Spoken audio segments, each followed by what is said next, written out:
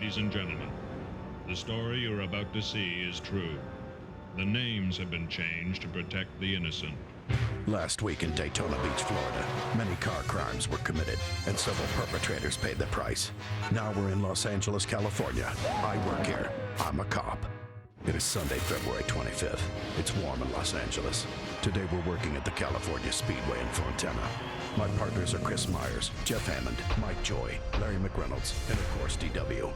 We're now chasing the Cup for the second week of the 2007 season. On last week's episode, we saw incredible battles in a fiery fight to the finish. It's going to be a drag race all the way back to the start-finish line. Here they come, checkered flag. Today, from the City of Angels, it's episode 2 of Drag Race on Fox. It's NASCAR on Fox, a big event every weekend. The California Speedway, about an hour from Hollywood, but today, 500 miles will decide the leading man. We're glad you're here with us for the sequel after the drama in Daytona. And the special effects you'll see today are real. We've rolled out the red carpet. The paparazzi are swarming for stars like Gordon, Johnson, and Dale Earnhardt Jr. as we welcome you to our new Hollywood hotel making its debut. Forget the car of tomorrow. It's the studio of today. It's the place where America gathers every weekend for NASCAR. We're glad to have you with us inside. Darrell Waltrip, Jeff Hammond, Chris Myers, thanks for being with us. How do you like the new digs, guys? So far, so good? Finally moving uptown, guys. Yeah, this is perfect for me and my gang. Your gang? Yes.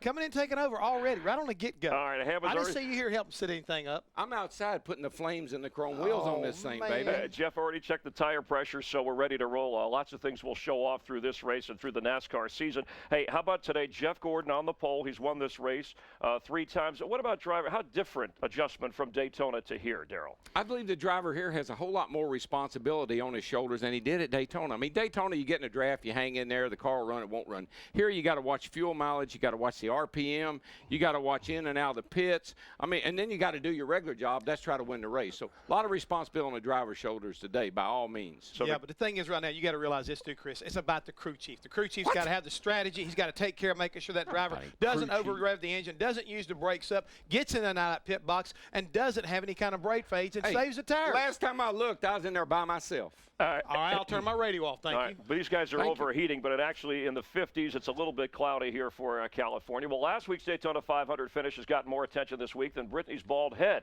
Mark Martin, the first driver ever to lead the Daytona 500 at 500 miles and not win the race. When the race went into overtime, Kevin Harvick threw caution to the wind and closed out a controversial finish, leaving Martin 0 for 23 in the Great American Race. It's going to be a drag race all the way back to the start-finish line. No caution. They're side by side. Here they come. Checkered flag. Harvick. They waited. They waited. I had him. Well, Kevin Harvick won the Daytona 500, and we came up a little bit short. When the 07 started to turn over, that's when we had to make a call for the caution. When you look back at the video, all of that took place in roughly 3 seconds or less. We made the right call, looking back on it, and it's easy to Monday morning quarterback and pick everything apart. It was what it was. I got the side draft. I got ahead of Kevin. He got the side draft on me. He got ahead of me, and then I picked it back up off of him, and I started forward, but the start-finish line came too soon for us. All right, Kevin Harvick knows it was the right call. We welcome him live from down on the track, getting ready to race here in California, his home state. Kevin, only 4 drivers have started out winning the first 2 races of a Cup season. You're trying to do that. What's going to be different for you? What kind of adjustments in this race today? Well, I think the biggest thing is just to make the first adjustments on your car, the first couple stops, and get your car where it needs to be for the current conditions. All the other races, the Busch race we had on the track last night, so there's a lot more rubber on the track. So for us, our Shell Pennzoil Chevrolet has been the best car we've ever had out here. I don't know that it'll be that way today, but it's been pretty good so far. Hey, Kevin, it's DW. How about the week you've had, buddy? I mean, you've been on a tour, and then you get the call from the old governor. What it's been like, man? Yeah, it's been quite the week. Yeah, Governor Schwarzenegger called us and congratulating us being from California. I get to come home and see a lot of my family and friends, and just been really busy this week, but it's been a really good busy. So to say, put your name in the record books as a Daytona 500 champion is quite an honor for me, and just something that I'll never forget. Kevin, on that final lap, Everybody's always looking for a dance partner. Matt Kenseth finds you, gives you a huge shot, gets you to the front, and then he didn't quite make it back as good as you do. Did you guys have an opportunity to talk about that? And is he going to get something special for Christmas? You know, my teammate Jeff Burton was 2 back, and I really thought if I went up that those guys would follow me.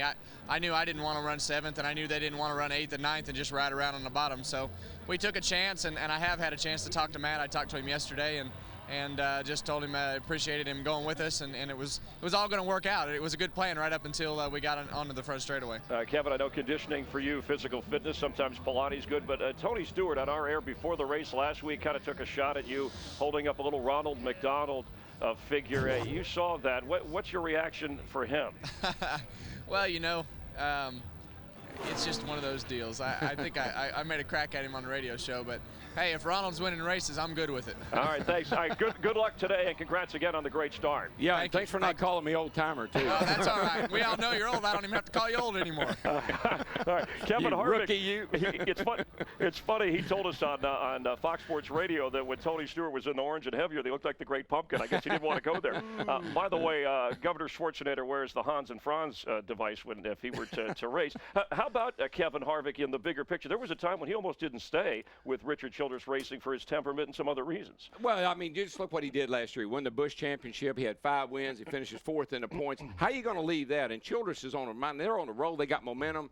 I wouldn't be walking away from there. Difference a year makes. All right, coming up, we'll talk to Jimmy Johnson in our photo finish. Also, Sammy Hagar will be performing back home here in Fontana, California. Matt Kenseth, you heard Kevin Harvick mention the Busch race. Kenseth won that race. He's the defending champ here as we count you down from the California Speedway. Different field of dreams for these guys. Troy Aikman telling Kevin Costner, I know Tony Raines personally. I can get you up front. NASCAR on Fox, checking the points. This is race 2 of 36 for the Cup season. The chase for the Nextel Cup expanded, remember, to 12 drivers. Winners are awarded more points for victories. That's 5 more, which is a good thing. The races are more important. We're counting it down to the Auto Club 500, powered by Q. You're looking at the KFC prize box set up right outside the track. KFC is giving you fans the chance to win what's inside. You can log on to fox.com and enter for your chance to win. All brought to you by KFC and the new Variety Big Box Meal. We're back at the California Speedway outside Hollywood, a place where everybody's jealous of Will Ferrell's talent, George Hamilton's tan, and Larry King's time slot, the Hammond's tan. And how about Juan Pablo Montoya, the Formula One Indy 500 winner, new to NASCAR, maybe a highlight for the best foreign film. Time for our Fox News Watch. Team owner Ray Evernham, who has agreed to pay the fine, still appealing the points penalties that were given to his race teams in Daytona. This weekend, Fontana, the Cup Series gets the let-out, making the switch to unleaded fuel for the first time in Cup cars. Busch and Truck Series have had it. They were originally slated in 2008. Michael Waltrip's rocky beginning hit another speed bump on Friday. His car was not fast enough to make the field for today's race. This after being penalized 100 points and finishing 30th at Daytona. And the E in Little League could stand for encouragement. Dale Earnhardt Jr. said this week he absolutely plans on staying beyond this season with DEI. He said, we're working toward a solution. It's where I've been. It's where I'd love to be. And time for gas and go. They have not seen the questions. We await their answers. You guys ready? There is a time here. Here we go. All right, Jeff, what does the switch to unleaded fuel mean to the driver, the engines in this race? Well, the engines always go through a really tough time here at California, but it's that little bit of unknown, and hopefully guys don't get greedy when it comes to fuel mileage, because that'll burn it up real quick. What will we notice as a viewer watching this race? Not a thing. Not a thing? All right, Al Gore's happy about that. All right, Darrell, this is for you. Michael Waltrip, minus 27 points, won't get any today. Is it a hole that you can't dig yourself out of? The team needs to get in that top 35 in owner points just to make the field here after the 5th race of the season. Well, you know, he's had a tough weekend. He got knocked out of the race by his own car. David Ruderman was the last car out and knocked him out of the race. Mikey's off to a rough start. There's no question about it. And He's my brother. I feel sorry for him. All right. He's in a hole he'll never get out of. Fair enough. Toyota's in this race. All right, Darrell, for you, who was the biggest surprise at the Daytona 500? Mike Wallace, Joe Nemechek. They raced their way in. We had David Reagan scoring the top 5. David Gilliland from the pole. Well, Gilliland really impressed me with his runs, not only in the 500, but all throughout the week down there. And I tell you, Mike Wallace, he never ceases to amaze me at Daytona and Talladega, how he can take a car and get it in the race and then run up front. And the man finished 4th for Pete's sake. Care about Kevin Harvick. Right. Kevin Harvick surprised me because, I mean, I did not believe that car could go to the front like it did at that last lap. I think he surprised everybody that was in attendance and watching. All right. Jeff, for you, is Mark Martin the racing equivalent of Dan Marino? You know, great racer, but no championship and no Daytona 500 victory. Well, yes and no, Chris. I mean, at least when it comes to Nextel level, because Mark has won so much against some of the top drivers in the world in the IROC series. I mean, he showed his talents as far as winning bush races, truck races, and everything else. He just doesn't have the title, the big ring to go with it. I mean, that's the only thing. I'll move that over a little closer. All right, thank you. All right, DW here. Because the Daytona 500 is the first race, does it really have an effect on the chase? You know, the last 2 Cup champions, they failed to even finish the Daytona 500. Yeah, if you talk to the drivers, they'll say, you know, we got 35 more to go. But let me tell you, if you get the momentum from the 500, it carries you a long way down the road. I'll take the 500 every year and let the chips fall where they may. All right, you get to talk to the governor. All right, Jeff, this race has had 10 different winners in the last 10. Does that say anything about the track here at California? Yeah, it's challenging. It's always changing. If the weather, like today, is cloudy, yesterday it was hot and sunny and slick, and it can do the same thing today.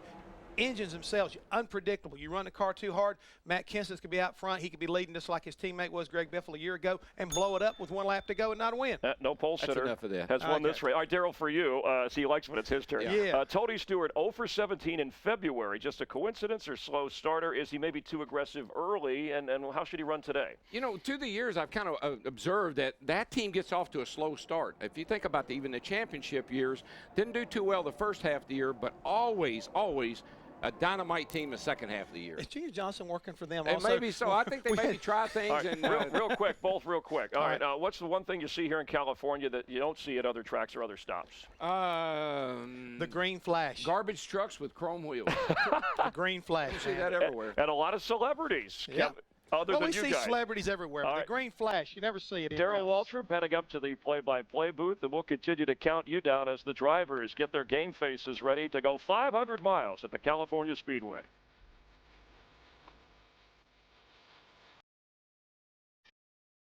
Eight of the first 10 cars starting today's race are Chevrolets, led by Jeff Gordon on the pole. There's the guy who will wave the green flag, our Hall of Famer. But let's head trackside for opening ceremonies. Ladies and gentlemen, please rise and remove your hats as the Centurion Battalion Accession Task Force California Army National Guard presents our nation's colors.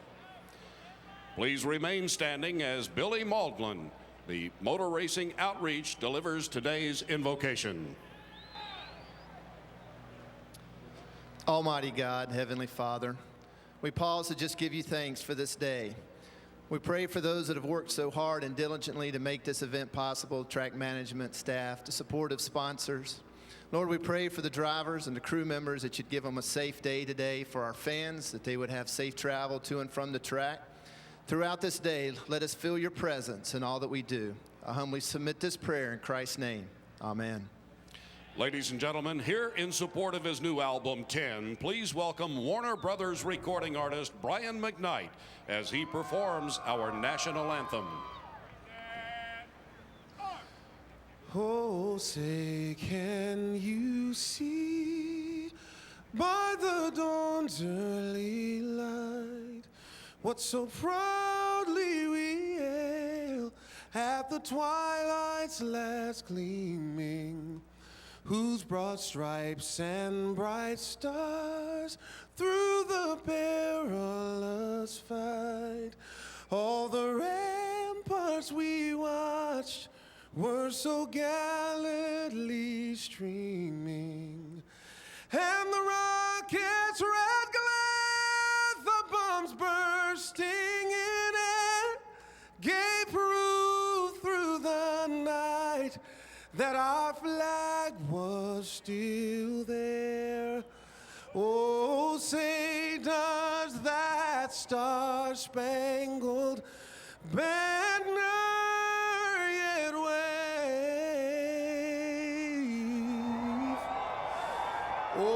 the land of the free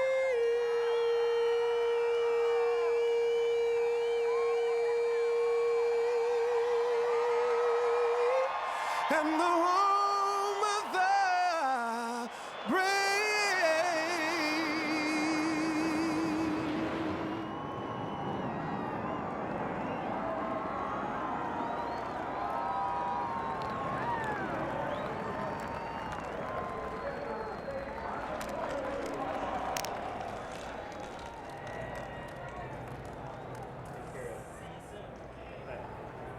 Drivers getting in their cars. Jeff, they'll be going 200 miles per hour, so the restrictor plates are off. Those hanging RPMs, drivers will have to adjust. That's what makes it so tough right here. That driver has to be conscious not to try to overwork this engine too early in this race. All right, boys. And speaking of speed, don't forget to check out the Speed Road Tour Challenge on Speed. 4 fans travel to 13 races, competing for prizes. They'll share a motor coach and life in the fast lane. Here's a quick look.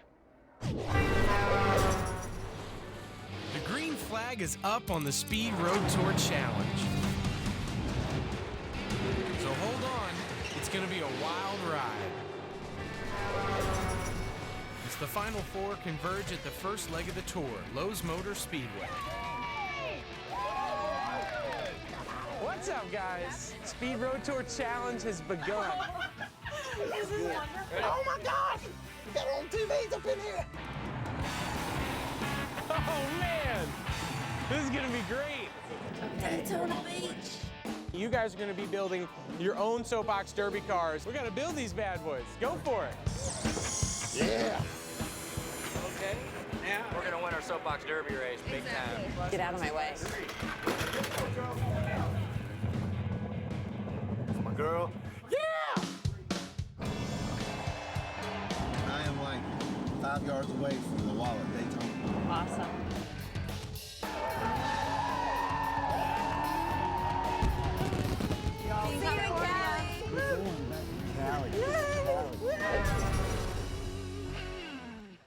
And you can check local listings. That's David Reagan, the rookie, 5th at the Daytona 500, the guy who replaced for Roush Fenway, Mark Martin in the 6th car, Tony Stewart, J.J. Yaley getting a late call.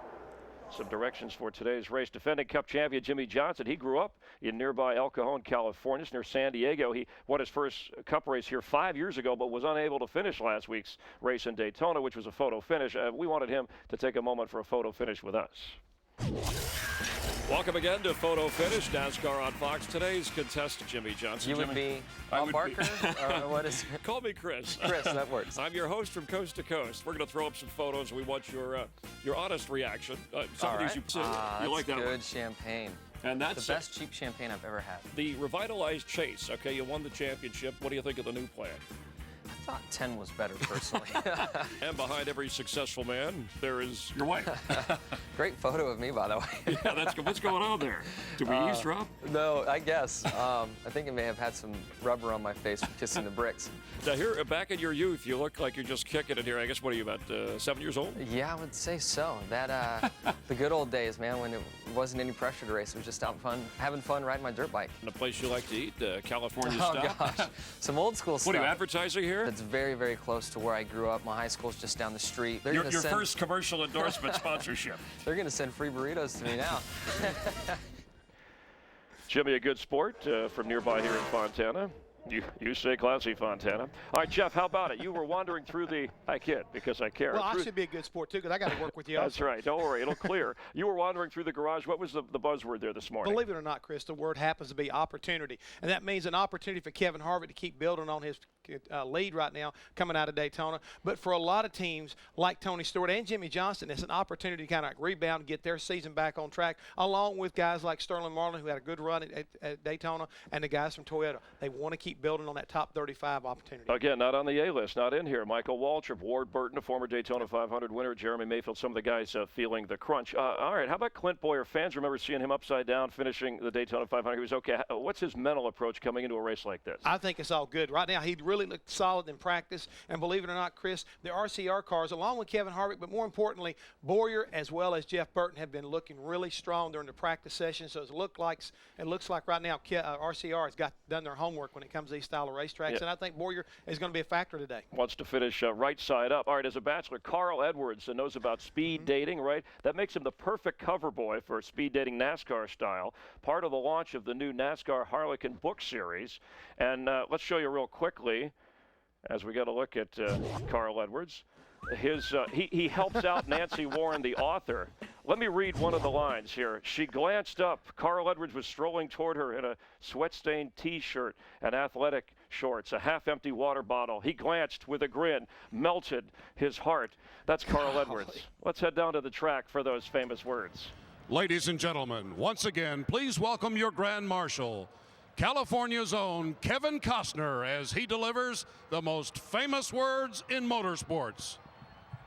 Are you ready?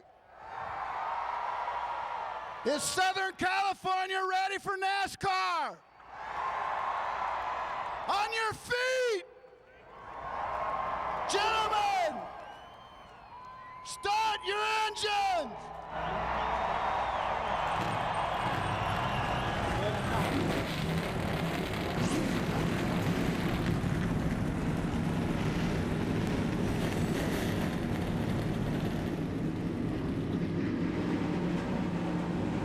We'll see Carl Edwards do a backflip here. They're coming from all over, by sea, by ground, by air.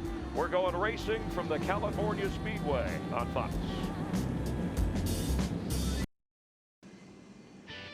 We're getting ready for the Auto Club 500, powered by Q Motor Oil from the California Speedway. Let's join the guys who will be calling the race. Larry McReynolds, Darrell Waltrip, and Mike Joy. Mike? Thanks, Chris, and hi, everybody. High atop California Speedway, where we'll go 500 miles today. But 500 miles here versus 500 last week in Daytona is as different as the Southern California landscape is from good old Central Florida. It's really different. Yeah, I think one of the big differences, last week was all mental.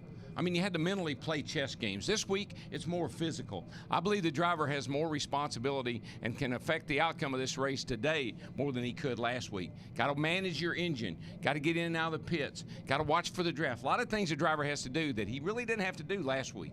And without the restrictor plates and the mandated shocks and springs, Larry's, the crew chief seems to have more options too here than he did in Daytona. Well, and we're going to see that throughout this race. When I looked at practice yesterday, there were some ill-driving race cars out there. You heard Kevin Harvick talk about it in the pre-race. I think even though they will make a number of pit stops today, I think those first few pit stops will be so critical because they have to make the right adjustments. But just to spin off what Darrell said, this racetrack is a half mile shorter than Daytona. It has about half the banking, but the speeds are much greater. They'll be going off into turn one well over 200 miles per hour. That's another reason these guys have to work so hard to get these cars driving good. Yeah, you used the brakes here. You didn't use the brakes at Daytona, obviously. And there's a lot of things you do here that you didn't have to do at Daytona that truly can affect the outcome of this race. Still, you have to do them for 500 miles. How different is the D-shaped California Speedway from the triangle-shaped tri-oval of Daytona? Well, Darrell and Jeff took us on a drive and ride. It's fun to be back in the saddle again here at the California Speedway. Tell me something. What's going to happen today? Jeff, check the dust on my front wheels. I'm using quite a bit of brake. Let me know if it's getting on the wheels or not, so I'll know if I'm trying to overuse them. Darrell, what we've seen in practice is a lot of drivers have been getting a lot of dust on their wheels from using way too much brake.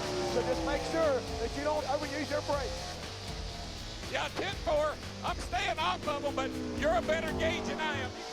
Boy, Jeff, look how rough it is down this back. Right there. Man, this track has gotten rough. Oh, it's bad time. Big time rough right now. About lifting my front wheels off the ground.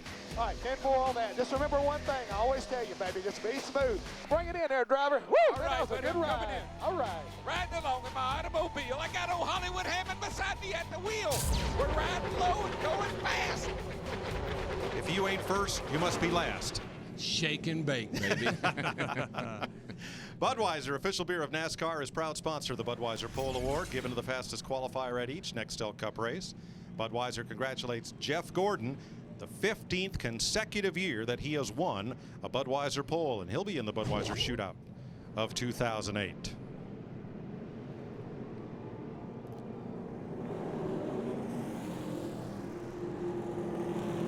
Starting lineup for today's race: Casey Kane in a Dodge alongside Gordon Chevrolet on the front row, and then it's Chevys deep in the field from there. When you see a guy pull over to the side like that, he's aligning his steering wheel. Drivers are real fanatics about the alignment on the steering wheel, where the spokes are. Sometimes you roll off, you got to pull it off the splines and reposition it.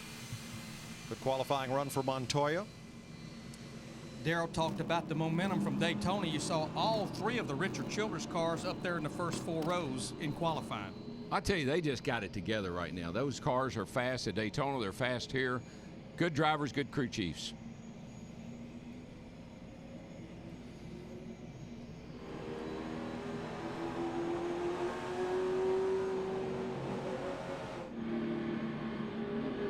That's the way they'll line up, 43 strong, as we get set to race for 500 miles on the California Speedway. Settle in and buckle up. You're watching NASCAR on Fox.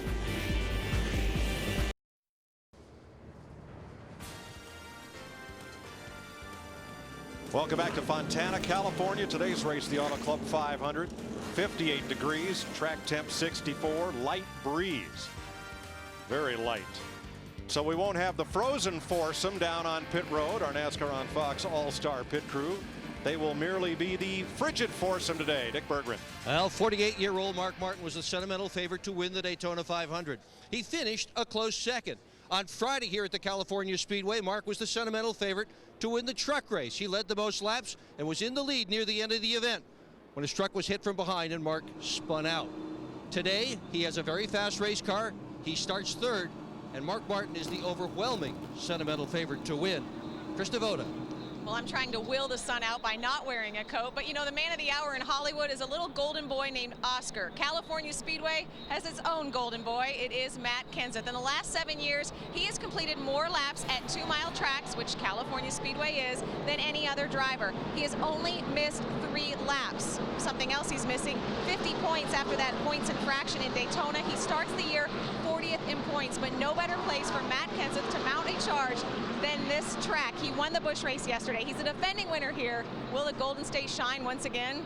We'll find out. Matt? For the second straight week, Casey Kane racing without suspended crew chief. Kenny Francis lost to the rules infraction, but this could be the place that has the biggest impact. That Fontana small changes yield big results, then throw in the weather. Third straight day, third different type of weather we've had here. In fact, a number of crew chiefs were adding tape to the grills while they were still on the grid, making small changes, already working on the adjustments to their race car before the race even started. Steve Burns? Well, Matt, Jeff Hammond said it. Tony Stewart is trying to bounce back from the bitter disappointment of a last-place finish at the Daytona 500. Now, Tony Stewart has 29 victories, but he's never won here at California, one of 4 tracks where he's never been to victory lane. But you see that orange number 20, that's a great race car for Stewart. He won 3 of the last 8 races in that car at the end of last season. Well, let's look at our FedEx racetrack keys, the keys to winning this race. You see it right there. Be willing to move your line. DW talked about the driver having some control. You can't make a pit stop every 10 laps. He may have to move that car around. But the crew chief, it's a fine line on your adjustments. Loose versus push, you got to be right on your mark with your adjustments, and you have to start thinking fuel mileage right now from the start of this race. Log on to foxsports.com, keyword FedEx, and write in your questions for part of the FedEx racetracks each week. Foxsports.com, keyword FedEx.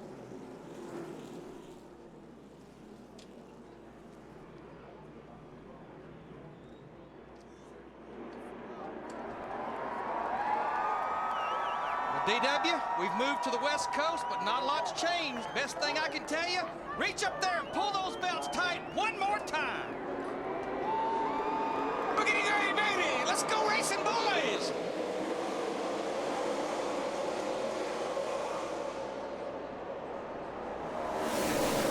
And they are. Yeah, 4 wide into turn 1. Denny Hamlin on the bottom in a big pack. That didn't take long. Stewart coming hard on the inside, and he's gained a ton of ground off turn 2.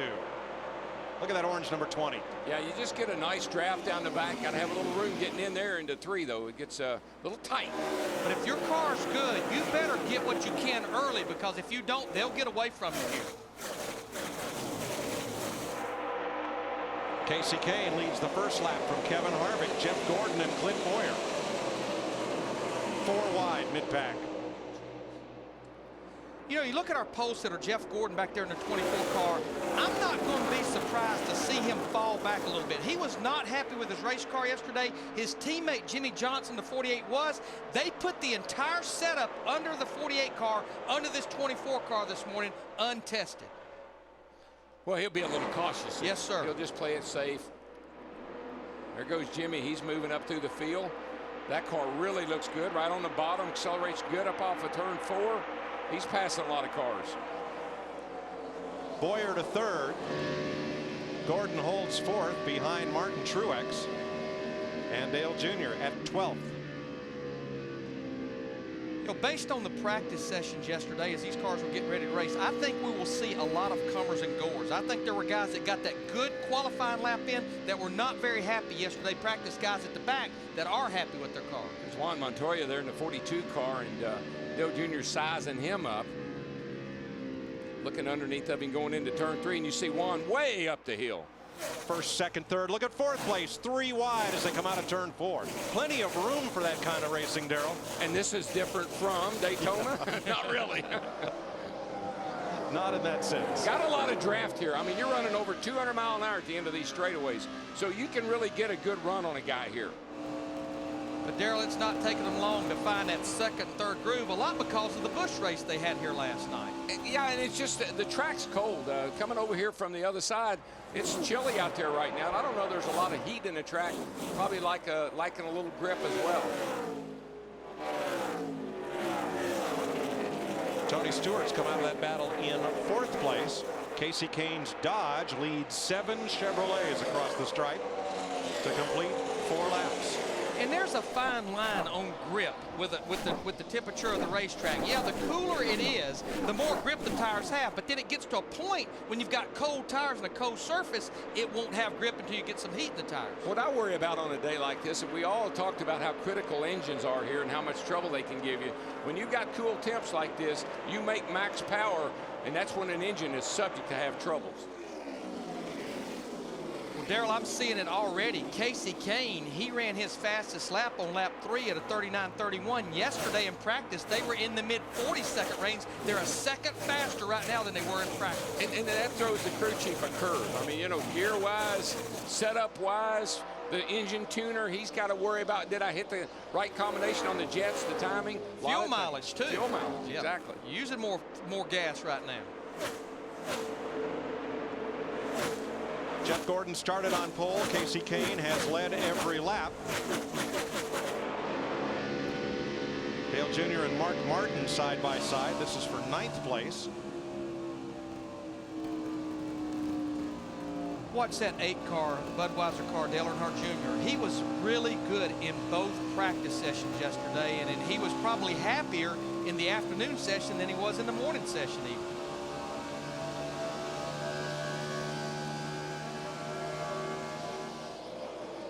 Jeff Gordon, our pole sitter, has fallen to 7th. Steve? Mike, that's not totally unexpected. I talked to his crew chief, Steve Letarte. He said they had been loose in practice yesterday, and they did adjust the car, but with the temperatures being much cooler and the skies being backstretch, overcast, Steve, trouble. We have trouble on the racetrack. Jamie McMurray and Scott Riggs, along with the 41 Reed Sorensen, wadded up in the back straightaway. A lot of damage to all these race cars, especially McMurray and Scott Riggs in the team. Somebody was coming on, I couldn't tell which car it is. They look a lot alike from over on that side of the track, but somebody come off a 2 over there and got loose in the middle of these guys right here. It was either the 41 or the 26. They look a lot alike. I couldn't get a good clear view. We'll see here in a minute.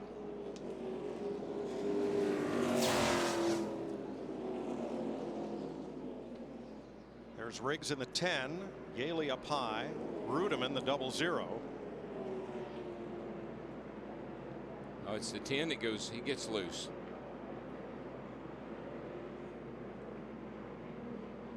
John Andretti just shot through, and so did Jeff Green. That is a hard lick into the safer barrier, though, there in turn 2. It just snaps around with you. When the rear end jumps out like that, the way these cars are set up, big right rear, soft left front, makes a U-turn.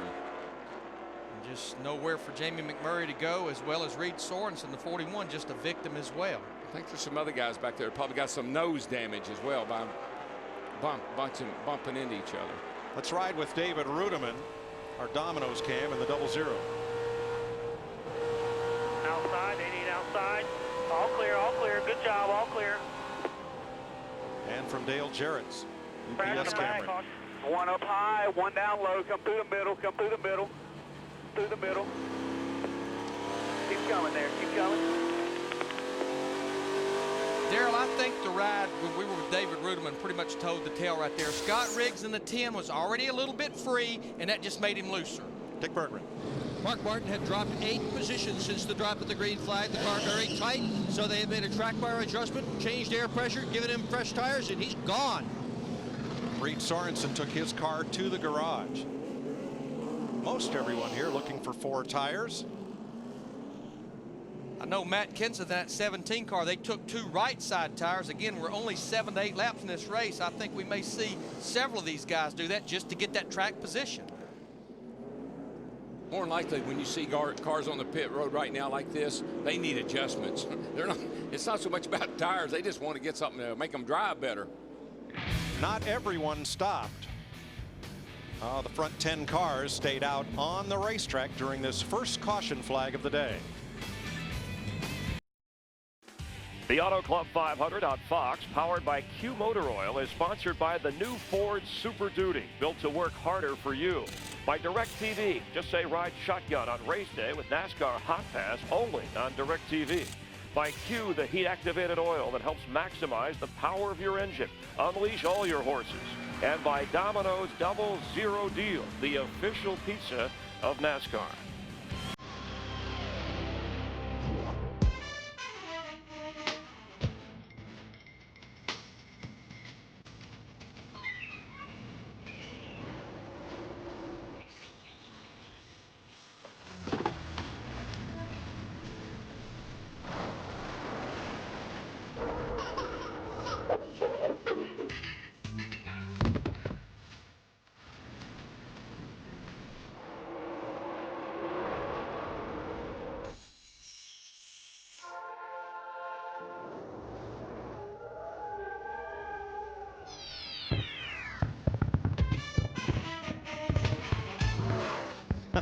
That's the Nextel Cup they're chasing. And we invite you to participate in today's Domino's Hot Lap. You see the 5 drivers at the bottom of the screen. Those are the 5 fastest qualifiers. We will designate a lap, and you'll have to determine who'll be the first to cross start finish line on that lap. Text the letter corresponding to your selection to Fox SP on any wireless phone. And all participants will be entered to win the ultimate fan experience at the Michigan race in August. First caution of the day, the first 9 cars stayed on the racetrack and did not pit. From Casey Kane back through Dale Earnhardt Jr., including second place Kevin Harvick here. And most of the cars right behind those 9 or 10 cars, like Mark Martin, Kyle Busch, Denny Hamlin, Matt Kenseth. Again, I don't think that was a bad move at all. They took just right side tires, made sure they got that thing packed full of fuel. Every chance you get here, if you can get fuel in that thing, that's a great thing, especially if we get into those long green runs. Yeah, once the cars get spread out a little bit, you're going to get some long green runs, because this 4 wide, 3 wide stuff we're seeing right now, that'll cease eventually. You know, Chris in the pre-race talked about one of the big stories coming here, especially for the engine guys.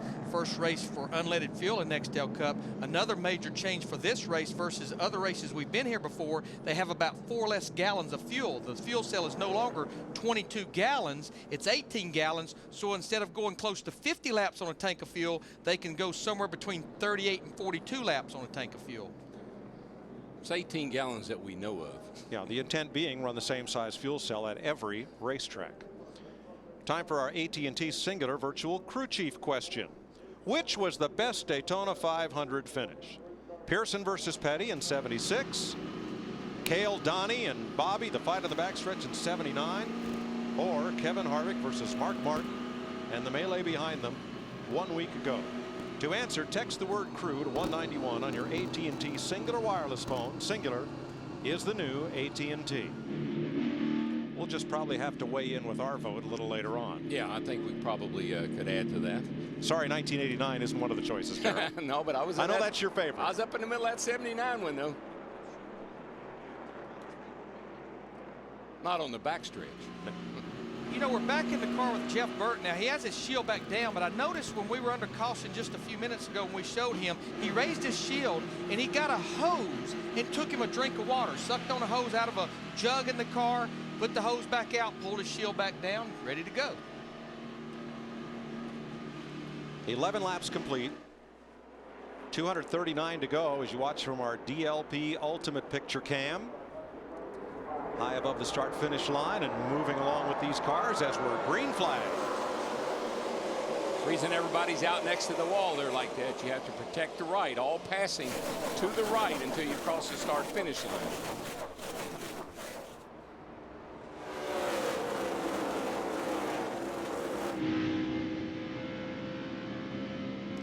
Now we're just building speed down the back straightaway as we ride with Kevin Harvick in the 29 car. Just watch that miles per hour right there. And that's the shortest straightaway, 199 miles per hour. Now watch him off the throttle. 160 off the throttle, the slowest speed in the middle of the corner. Oh, you want to see speed? Watch this. Down the front, I mean, the front straightaway is a big D shape. You get up a lot of speed down through here, buddy. Over 200 miles an hour, easy. There it is, 204. Caution is out again. Looks like an engine down in turn number 1. A lot of smoke from Martin Truex. Oh, that's unfortunate. That guy, he had a great car in practice. He was running fifth when he ran across the start finish line. And we suggest engine not just from the smoke, but from all those flames coming out the exhaust on the right side. Yeah, that has every indication that has a big hole somewhere. Pretty much a disaster there, guys. So just go back to the garage and make sure you can't fix it. Crew Chief Kevin Mannion speaking. Here's Krista. Well, a lot of activity back here in the garage, but not for good reasons. A lot of guys fixing their cars, including the 26 crew of Jamie McMurray. Jamie, you said you're going to be able to get back out there. What happened? It was so early in this race, too. Yeah, the 10 car just spun out, and I saw him get loose, and when he tried to save it, he just came up and got in the wall and bounced off, and we happened to be there. So, unfortunate day for the Crown Royal car. We were talking a little bit, you know, when bad luck happens, it happens in big chunks. How are you able to kind of just keep a good attitude, especially this early in the season? Well, there's not a lot you can do about it. You know, the biggest thing is just that you can run well, and we had a really good first practice yesterday, and then not a very good second, so we went back, and I felt like our car was going to be good today. So, you know, you just try to take something positive from the weekend and hopefully build on that for Vegas. Unfortunate to have 2 DNFs or at least 2 crashes this early on, but you know, not really anything if you're doing. You're just sometimes you're just a victim. All right, Jamie's going to try to get back out there, guys. Reed Sorensen in the garage and Scott Riggs, all 3 cars involved in the first caution of the day, are in the garage. This caution is out for Martin Truex Jr., past champion of the NASCAR Busch Series.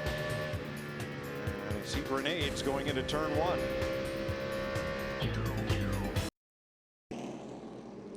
Welcome back to California. You see 3 of the top 10 cars that did not stop on the first caution coming in now. Jeff Gordon, Jeff Burton, and Jimmy Johnson. In the upper left, Casey Kane has led every lap of this race so far. And this is exactly what a lot of those guys that pitted on that first caution wanted to see. This is what they had hoped, that we would have another quick caution, and more of those guys that stayed out would now come to pit road and they'd get that track position back. Matt? And Larry Mack, you're exactly right, and that's basically what Scott Miller and Jeff Burton were going back and forth about, whether to stay out or go ahead and pit. Now, they weren't part of that first group that pitted, and basically the plan was if anybody in front of Burton pitted, the 31 was going to hit pit road. They made a track bar adjustment and small air pressure change. He was just a little bit loose on exit. Steve Burns? Matt, the 24 also made a track bar adjustment. Jeff Gordon said that he was pretty tight. Now, just before the first caution flew, I was in the middle of expressing that Steve Letarte said it's not unexpected that they were tight. They were loose yesterday, and they over-adjusted perhaps, but they think they've made the correction here with the track bar adjustment. Thanks, Steve. Ryan Newman and Johnny Sauter also pitted during this caution flag. You hear us talk about coil binding setup. You see Jeff Gordon's car going down the racetrack. Those springs in the front of that car there are totally extended. But when he goes up to speed, those springs collapse, and that's when the nose falls down next to the racetrack. And man, they are doing some, they're putting some wedge in that baby. Well, that's what the catch cam man's doing. He's actually raising that track bar, which tells me, yes, definitely the car was too tight. You raise that track bar on the right rear, that frees it up. And I'm not surprised that he was tight. This was what was interesting when I talked to Steve Letarte this morning. He said, as I mentioned earlier, we put the 48 setup under the 24 car, but we know Jeff Gordon likes a tighter race car than Jimmy Johnson, so we tightened it up a little bit from Jimmy's setup. Now he's too tight, though. All right, we're on 1 to go. Briefly, let's go down to the garage and Kristen. Yeah, caught up with another driver out here early in the race, Martin Truex. We saw that you blew up. We thought you guys had such a good car this week also. What are your thoughts right now back here in the garage? Well, we did, just unfortunate. We've had good cars throughout the past 25 races, and we can't catch a break. It's just, it's getting old. You can see the frustration on Martin Truex's face, Mike. And on the steering wheel. It's so disappointing when you know you got a good car and you don't even make it to the first 20 laps. Had a great car at Daytona. Finished second at Homestead. This team's got where they're having a great car every week. So, which was the best Daytona 500? Don't look at the monitor. Which one? 76, 79, or last week? Well, I liked last week. That was my favorite. I believe I'm going to go with my driver buddy here. And so did everybody else. You know, I was in David Pearson's pit in 76 and up in turn 2 for radio in 79. But we had the best seat in the house last week, and if that wasn't the wildest finish ever in the 500, I don't know what. That's the way racing ought to be. Back in my day and back in 79 other days, we raced for checkered flags, not caution flags. And Darrell, I can't help but think, though, going back to Martin Truex Jr., remember, DEI, they have 2 more engines in this race. Paul Menard, Dale Earnhardt Jr., you got to believe they are wondering. Single file restart, all cars on the lead lap. Casey Kane, Kevin Harvick, Clint Boyer, Tony Stewart, Dave Blaney lead them across. Cars building speed. As you watch our Fox tracks on the 2 leaders. Uh-oh. Dale Earnhardt Jr. Martin Truex's teammate. I think that's a tire. Two right side. It's a tire problem because you see him shaking the wheel. Krista? A hole right here, Junior, right there. Yeah, guys, a flat tire. Dale Earnhardt Jr. had just gone on his radio and told his crew a flat tire. Now, the question is, did the tire just go down or was there some contact? Five's looking inside, outside. He goes by on the outside. I believe his tire was already flat. I think his tire was low there, and yeah. I don't think that cut the tire down. You can see he was already wiggling. He was in trouble, and he knew it going into 1. Whoa, trouble down the back, guys. Got a Caution car around. is out. Oh, Dave. And that actually could be, they're going to go ahead and change 4 tires on Dale Earnhardt Jr. Yeah, go ahead and roll there. Go ahead and roll there. So he will go a lap down. Well, or will he, Larry? He's got to beat that car down to the end of pit road and will not do it. He will not do it. He will be a lap down, and we'll have to check. But he may be eligible for the free pass because he may be the only car that's a lap down. He didn't we'll have cause to check the on caution, that. so he should be. I shouldn't say he should be. I should say he could be. David Reagan spinning the AAA number 6. If you're a lap down, you're the lucky dog. You're going to get the lap right back. That's why they put 4 on. So you're cool. Junior's okay, there you go, crew chief. Junior. Because, I mean, Reagan coming off a great top 5 finish at Daytona. I've been watching him, Mike, and he'd been falling back. He was at the tail end of the field. I think the car was really, really loose with him, obviously. All right, let's explain what we just heard, though, on the radio transmission. Tony Eury Jr., Dale Earnhardt Jr.'s crew chief, he was going to change just 2 right side tires. Steve Mill, the spotter, relayed the message the caution is going to come out. Tony Eury Jr. went ahead and called an audible and did 4 tires. Dale Earnhardt Jr. is a lap down, but like he told him, you will be eligible for the free pass. The next time the caution comes out is what we're being told. Okay, what Tony Eury Jr., the black jacket and the white cap, is explaining to the NASCAR official as the field comes to the caution line, isn't Dale Jr. a lap down? The answer is not at the moment of caution, because his pit is past the start-finish line. He's got to beat the leader down to the pit exit, or he is then trapped a lap down. But the fact is, Junior was not a lap down at the moment of caution. He's not eligible for the free pass. Krista. The 07 Clint Boyer just bringing his car in, calling for a 4-tire change. He's complaining about being just a little bit loose on entry. That's the problem they're going to address with an air pressure adjustment. Matt? Top of your screen, they've already made a chassis adjustment on the 9 of Kane, and also a small air pressure change called for the right front tire of Harvick. He will beat the 9 off pit road. Both cars just a tick on the tight side, Steve. 4 tires for Tony Stewart, Matt. He said, I need to be a little bit tighter on the throttle. They took a little air out of that right rear tire and made a wedge adjustment. 3 early cautions. Tony Stewart saying, I'm having trouble getting into a rhythm. Thanks, Steve. Here's our DirecTV race off pit road. DirecTV. Watch TV like never before. Now, those guys that pitted back on lap 8, they've stayed out the last 2 cautions, like Kyle Busch, Denny Hamlin, Matt Kenseth. They're leading the race now. 21. You're watching NASCAR on Fox. Green flag for the restart. 23 laps complete. Kyle Busch, Denny Hamlin, Matt Kenseth, Bobby Labonte, and Mark Martin. Then J.J. Yaley, Paul Menard, and Juan Montoya. That car didn't get a great restart. A couple guys got by him there. I think he'll come back home pretty strong here with those 4 fresh tires. But he is now in position for the free pass, Darrell. Let's discuss his options on that pit stop. He took 4 tires, so he's the first car a lap down with 4 fresh tires. If they'd just taken 2, he might have gotten out and been at the tail end of the pack on the lead lap, but with only 2 fresh tires. Yeah, well, the thing is, he's gambling, or he's hoping for a caution here right away and get that lucky dog and get back on the lead lap.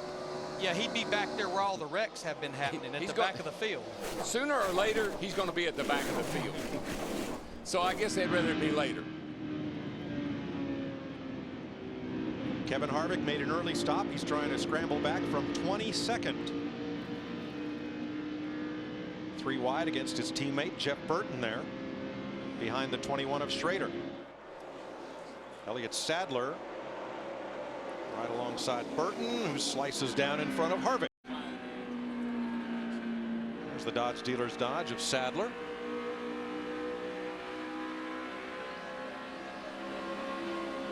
And Clint Boyer in the 07.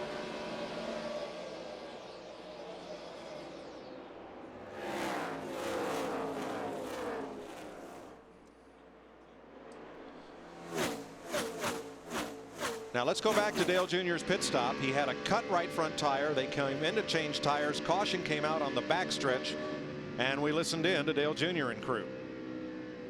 If we'd have just took 2 and beat them off that road, which I don't know if we would have, but we'd still be at the back of the field just like the lucky dog. So I don't, I probably should just took 2 there, but we'll be all right. And that's the key. We'll be all right. Well, the point is, he knows just like we know. Sooner or later, he's going to be at the back of the field. Yep. If he gets the lucky dog, he's still going to be at the back of the field. See, Tony Eury Jr., the crew chief for Dale Earnhardt Jr., he's still getting the explanation from NASCAR. If he'd have been pitted 1 pit box behind the start-finish line, all he would have had to done is beat the leader to that line that's an imaginary line all the way across the front stretch to pit road because the field is frozen. But when you're on the other side of the start-finish line, like they are, you can actually lead the race on pit road. And all this is spelled out to the teams in an 8.5 by 11 diagram with explanations of all the various scenarios that's also supplied to us during our seminar with NASCAR each January. It does take a little bit of interpretation and understanding, but the call was the right call, and what Junior said sums it all up. We'll be all right. I tell you, you get back in traffic, though, I think the 24 and the 20 are perfect examples. These guys are caught back here in the back, and they're not making a whole lot of headway. Tony's been up, back. He gets on the outside. He gets past. He gets on the inside. Gordon's right there with him in the 24 car. And Darrell, we're only 54 miles into a 500-mile race. Wouldn't you rather have 4 fresh tires and be a lap down racing with the leaders than be all the way in the back with the crowd at this stage? Well, yes and no. There's something about being a lap down that takes a little bit of wind out of your sails. Okay. When you know you're a lap down, it changes your strategy a little bit. So I think I'd always take being on the lead lap. All right. The good news for Earnhardt, though, he's the only car 1 lap down. So the next caution flag that comes out, he will have the free pass. And that is a plus. And what we're looking at Jeff Gordon and Tony Stewart in the 24 car and the 20. They are back there in the 28th and 29th position. How they got back there, they had stayed out. Well, Jeff Gordon pitted on the first caution, but Tony Stewart made his first pit stop on this last caution after staying out those first 2. 7th place, Paul Menard, Carl Edwards. Edwards on the bottom. I think they're probably the reason that Jeff Gordon is still back there where he is, Larry, too, is they've been working on that car just about every stop. Yeah, he's actually pitted on every caution we've had. Yeah, I think they've been working on it. What have they been doing, Steve? Mike, they stopped on lap 16 and then again on lap 21. On the last stop, they took a spring rubber out of the left rear spring. Which once again, Steve, if he's tight, that softens that spring rate. We got a battle for the lead. Matt Kenseth in the 17 car down to the low side of Kyle Busch in the 5. Dale Earnhardt Jr. were riding with him following. It'd be pretty hard to bet against that 17 car here. I mean, he won here yesterday. He gets around here probably the best of anybody. From 25th to 1st, and that certainly answers the question we had at the end of yesterday's practice coverage on speed. What's wrong with Matt Kenseth and the Roush cars? Nothing. Kenseth won here a year ago. He won yesterday. He's out front, Krista. And what you just saw on the racetrack is exactly what Matt Kenseth wanted. Okay, I know you're sitting at home going, well, of course, he's leading. But those 5 points are so important because of the 50 points they lost in Daytona. Look at what happened last week. They had 87 points, 5 for leading a lap. They walked out of there with just 37. These 5 points are so crucial. Matt is very happy with this car right now. Krista, remember, he not only lost those 50 points, but he lost his crew chief, Robbie Reiser, for 4 races. Robbie Reiser is not here. Chip Bolin, the lead engineer, there you see Chip. He's calling the shots. Daytona here in the next 2 races. And Kenseth lost another 50 points between turn 4 and the start-finish line when he got crashed out of the race on the last lap. So, yeah, they're in catch-up mode. Larry, if you're on the suspension, could you go to the test at Bristol? Yes, I did ask that question. So, you know, having your crew chief at home working on the car tomorrow, getting ready for Bristol, might not be all that bad. That's a car tomorrow test at Bristol coming up just this week. Mark Martin, 5th, battling Bobby Labonte in the Richard Petty 43. 4th place at stake here. Martin takes the spot. Dick Berggren. Well, he started in 3rd position, Mark, but had problems with the car pushing at the beginning of the race. So early on, about lap 8, he came in and pitted, changed 2 tires, made some chassis adjustments, and then the folks who had been up in front of him pitted on the next opportunity, the next caution flag. That moved Mark a little bit further forward in the sequence, and right now his car is running better. It's still not perfect. They're going to make some more adjustments the next time around, but he is now in the 4th spot. Thanks, Dick. Ford, the leader, at 33 laps, 66 miles. Chevrolet, 2nd, 3rd, and 4th. Dodge in 5th. That's Labonte. Chevy in 6th, Ford in 7th. Chevy has the rest of the top 10 right now. I've been watching this interstate battery car, J.J. Yaley in the 18. He started back in 29th position. Again, his crew chief, Steve Addington, working through strategy on these 3 cautions. He got the track position up there in the top 10. This has definitely been one of J.J.'s better racetracks. Made his first career start here a few years ago. Well, you know what's helped him, I think, Larry, and it's going to continue to help him if he can keep pulling it off, is finishing races. He finished Daytona. That's a great start to this season for that team. In 2 weeks, we go to a brand new Las Vegas Motor Speedway. I mean, the track's not that old. New banking, a whole new infield. They left one building and tore everything else down. We don't know what to expect, but they got a new neon garage and a lot of cool stuff. I know one thing to expect. Fast speeds. Yes. There. 2 weeks from today on Fox. Matt. And to go back to what DW is saying, that's exactly what J.J. Yaley told me. That's what DW always says, don't beat yourself, and that's what he did last year. And then when bad things started to happen, they snowballed. This year, starting out 30 spots better in point. The tests have gone well. Mentally, he says this whole team has a different frame going into this season, and it's already starting to show. I think he got a big boost in January when he and Tony Stewart went out to Tulsa, run the Chili Bowl. Stewart won, and Yaley was right on his Nerf bar in second. Great way to start the year. Matt Kenseth, yesterday's winner in the Busch Series, is out front of Kyle Busch by 1.3 seconds. The Auto Club 500 on Fox, powered by Q Motor Oil, is sponsored by Budweiser, the official beer of NASCAR, proud sponsor of Dale Earnhardt Jr. and the number 8 car.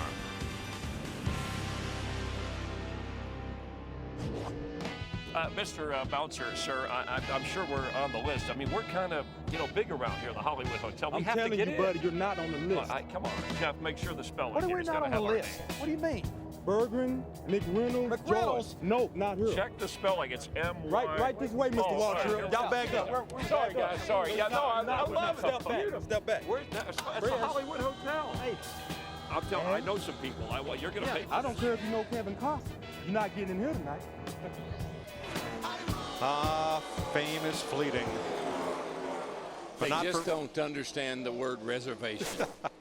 But not for Matt Kenseth. He's out front here at 41 laps. Kyle Busch now 2 seconds back. Mark Martin 4 seconds off.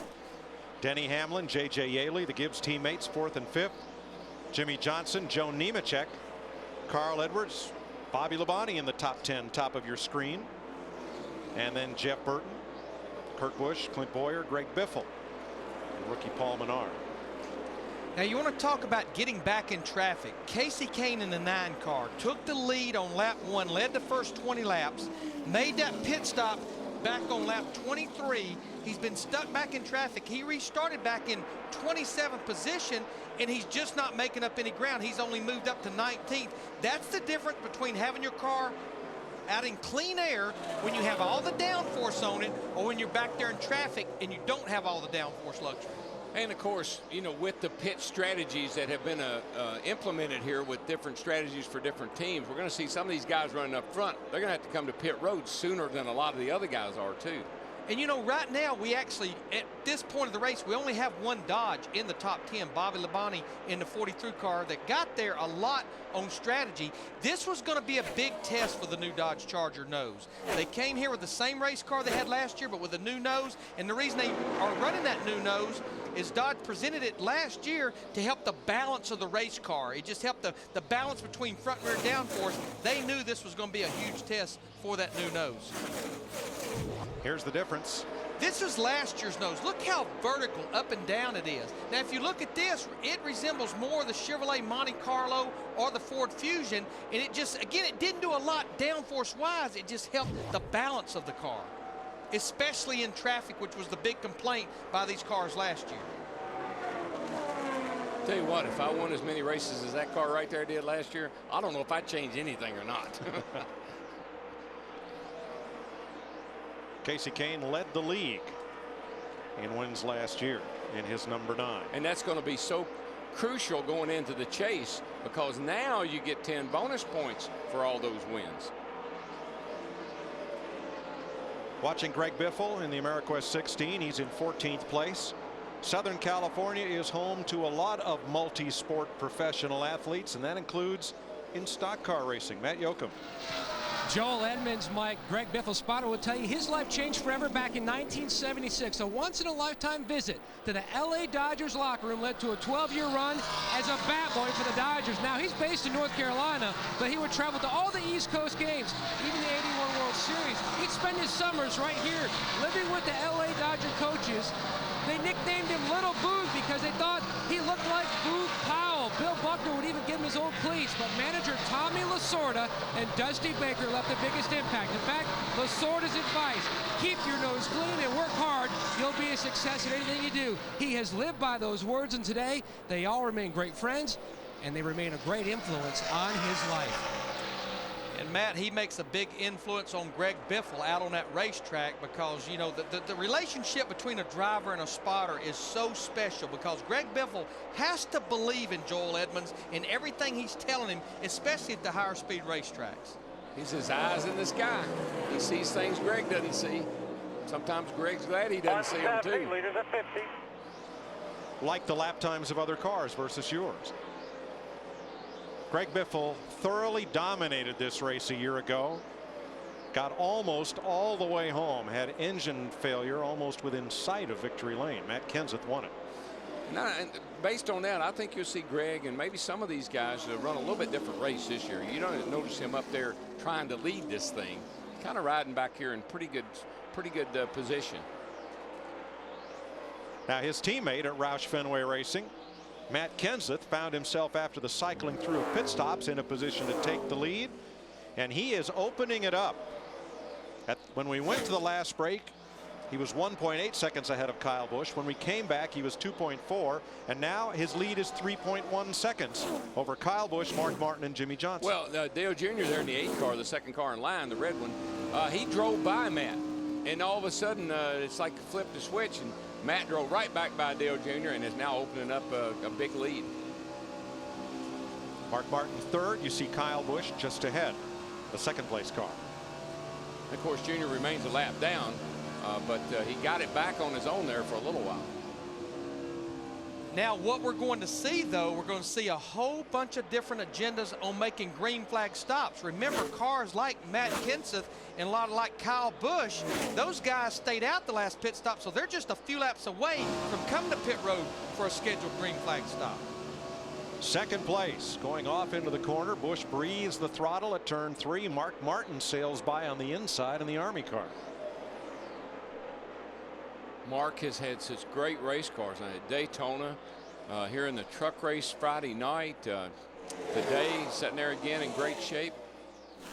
Now he's just driving a partial schedule for Ginn Racing. He and Regan Smith will share the driving duties in the 01 car this year. But Mark's having such a great time, the team let it be known, you know, if you'd like to run the whole season, we could find a car for you. I bet they could. We're starting to see these green flag stops. Carl Edwards in the 99 car just came to pit road. I think what Kyle Busch was doing there is waving, letting those guys know, hey, I'm getting ready to make a green flag pit stop. Steve.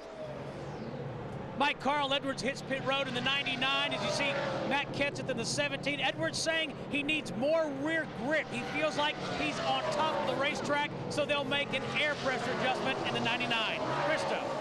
Our leader, Matt Kenseth, is in. He said he is very happy with the balance on this car. They're making just slight air pressure adjustments, a quarter pound in both the right front and the right rear. Matt said his car is very bad, which in Wisconsin lingo means very good.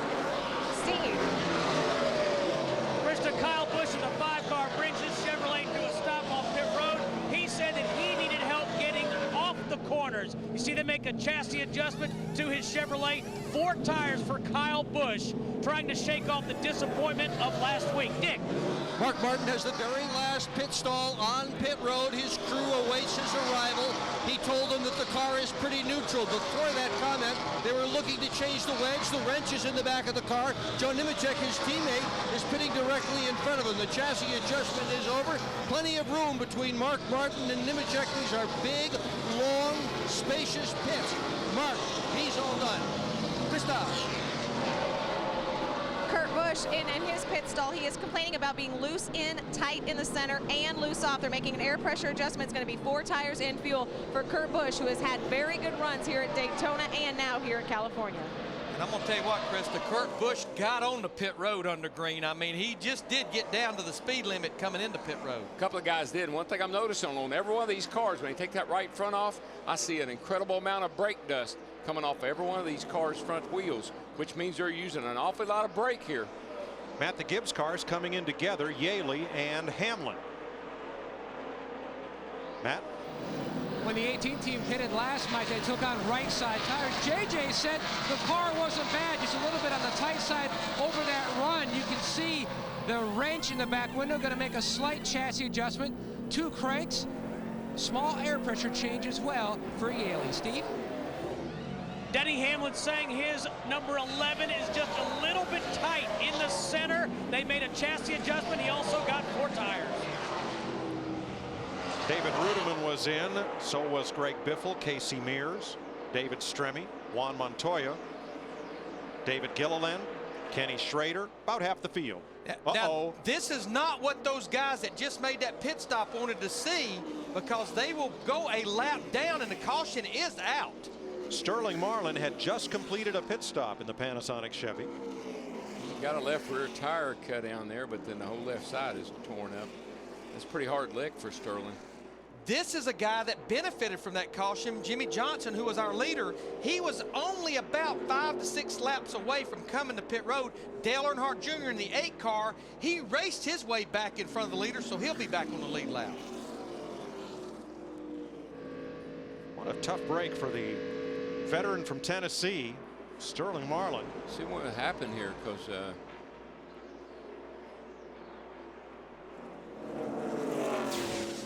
pretty hard lick. Oh, something happened to that race car just going down the straightaway. Yeah, right in the middle of the straightaway. It's almost like it's got to be a left rear tire for it to make an abrupt turn like that. See, the left rear tire is down, and I'm pretty sure that's what happened to it. Well, that car really hooked into the wall, Dale. Yeah, it did. I'm just almost positive the left rear tire cut down.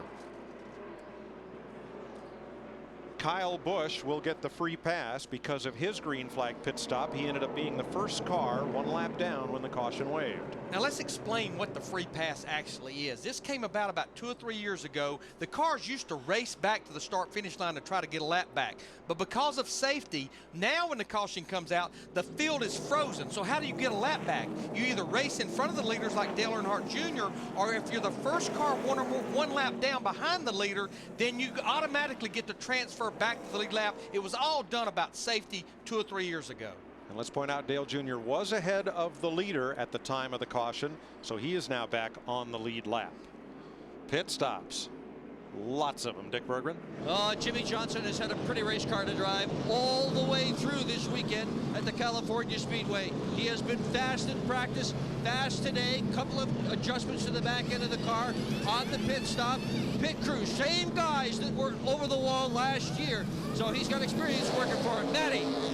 The RCR cars on the right side of your screen. Burton just wants a small air pressure change. He wants to learn what they can do with it on this run. Meanwhile, Harvick says his car extremely tight. Entry and exit. They made an air pressure change as well. Steve. Tony Stewart is away. He was tight in the center, loose on late exit. They raised the track bar. Krista. Yeah, guys, Dale Jr. complaining of a loose wheel. He had to be cautious during that last green flag run. That's why he had to let Matt Kenseth go by. So this caution, extremely crucial and extremely needed for the 8 bunch. Kevin Harvick, Tony Stewart lead our DirecTV race off pit road as we are under caution with 55 laps completed. There's some brake dust. I'm telling you, that's a lot. That would be worrying me.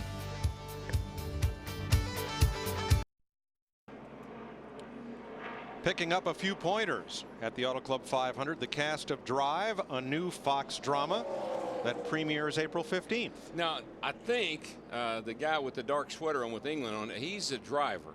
And that's his wife, I believe, to his left there. And his wife gets kidnapped, and he has to go and win a race to get her back. And that's the plot of the story. And how it goes from there, I have no idea. We'll have to tune in starting April 15th. A little bit of our Fox 3D taking you through the field here.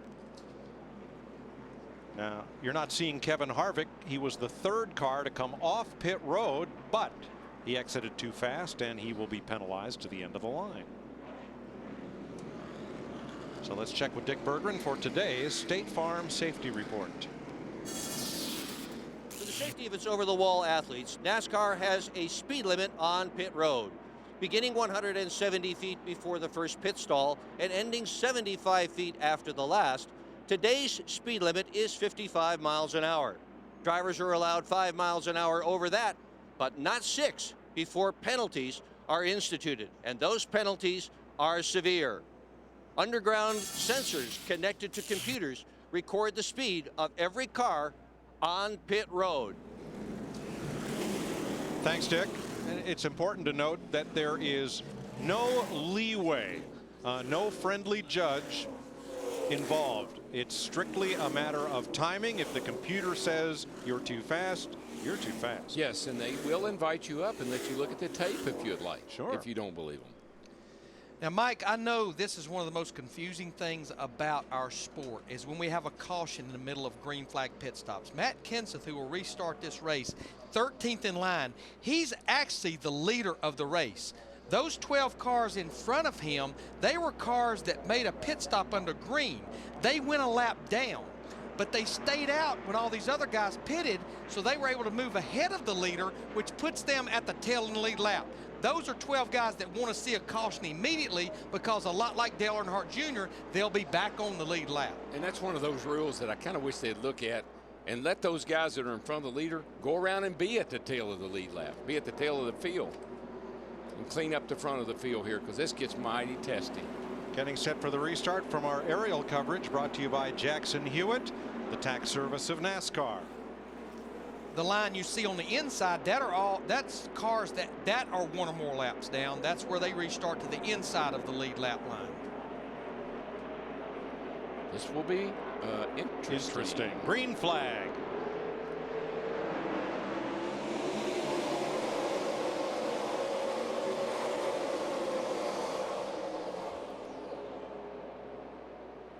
Kenseth 17 is your leader, and he's in heavy traffic because of those cars ahead, like Larry explained, on the tail end of the lead lap.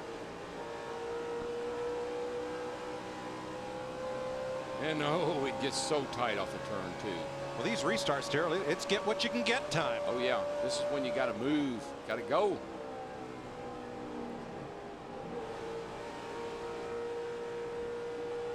I like the sound of that. What do you say we exercise our surround sound just a bit and crank it up here? Bottom those knobs out, bud.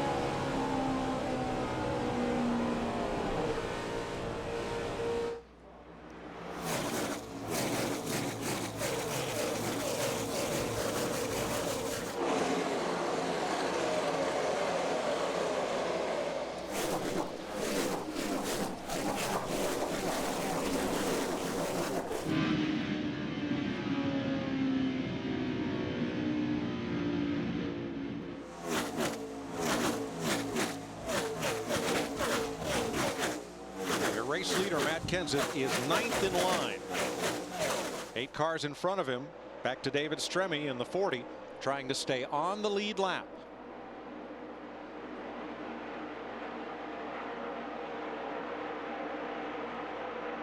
And then you see Casey Mears there in the 25 car. What he's wanting to do, we got races for all types of reasons out there right now. He's trying to stay the first car 1 lap down, where if we get the caution, he would be eligible for that free pass back on the lead lap. But if Kenseth comes up here and makes the pass on Stremme, that would put the 40, the first car 1 lap down. So it's an ever-changing landscape as far as who is eligible for that pass. Yeah, a caution, right? 29 cars on the lead lap right now. A caution would put, right now, would put 31 cars back on the lead lap.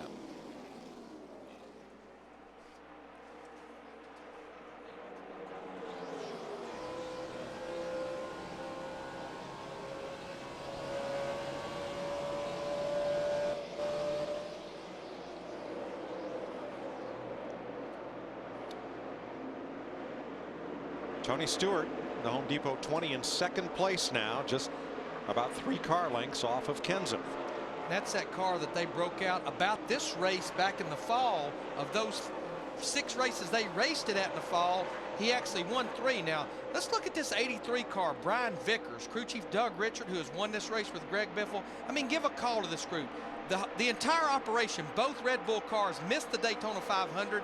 They've worked some strategy. Now they're sitting up there in the 12th position, this 83 car. This is their first race of the 2007 season.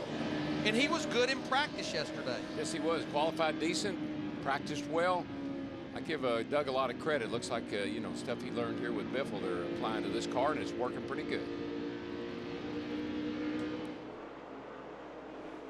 Problems on Dale Jr. again.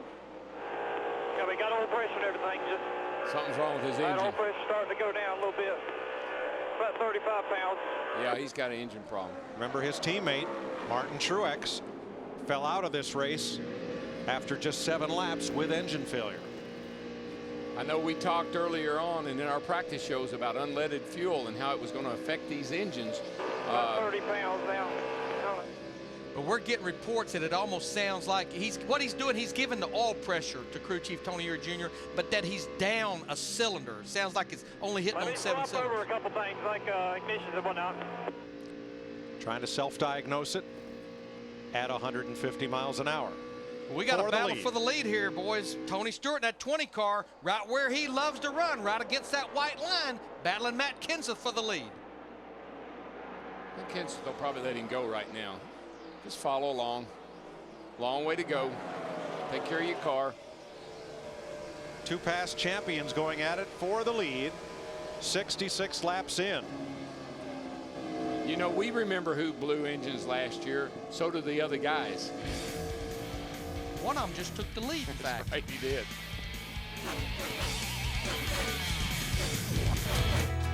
Catch me if you can.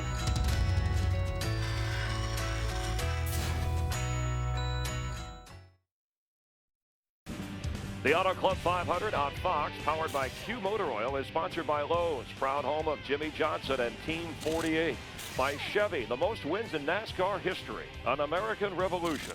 And by the new KFC Variety Big Box. Why pick one favorite when you can have them all? 70 laps in, 180 laps to go at the California Speedway. Dale Earnhardt Jr., DEI, having some engine problems. It's big, it's bad, it's victory red. Go to foxsports.com/Silverado for your chance to meet Dale Jr. and drive away in his all-new 2007 Chevy Silverado. With Jeff Hammond, Chris Myers in our new Hollywood hotel watching the action with you. We've had some problems as we saw DEI. We just saw a moment ago Casey Kane, who won the last California race, led a lap earlier, pulling into the garage. Hey, well, we've always talked about California being really hard on engines. It's kind of early in the day, and we hope this is not going to be the case, but some of these guys, they may not have had it quite right as far as the fuel mixture is concerned when it comes to this new unleaded fuel. This could be starting to show up right now. And Casey Kane, we're guessing engine problems here also. Well, you normally don't see a car right yonder that's rolling in there. He's going into the garage area. That's a good indicator that he's got engine problems. Otherwise, he'd bring it on pit road. And we're also hearing right now, Chris, that the 48 is maybe having some issues. His car's not running like it needs. Now, cooler temperatures here and also the tire adjustment that you talked about. Well, that's a contributor right now. Anytime you have a weather change, you're kind of guessing what you need to do as far as that final tune on race morning, and if you guess the wrong way, you can come back and bite you. All right, let's check in with Jimmy Johnson, defending Cup champion, who didn't finish the 500. Dick Bergman has more on the 48. Well, I wish I could tell you the whole story on it. All I can tell you is that Johnson has dropped back, and they are concerned about an ignition problem in the automobile. The crew has scrambled, but they're leaving him back out on the racetrack. Matt. Here in the 9 garage, Casey Kane's climbed from the car. You came down pit road quiet, but the car has refired. Any idea what the issue is, Casey?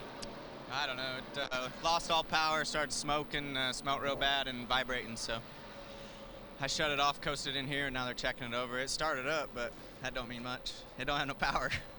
And when they opened up the rear deck lid, just tons of smoke started pouring from it after they refired. They're going to look over the plug wires and everything else under the hood. Tough break for the Dodge boys. Thanks, Matt.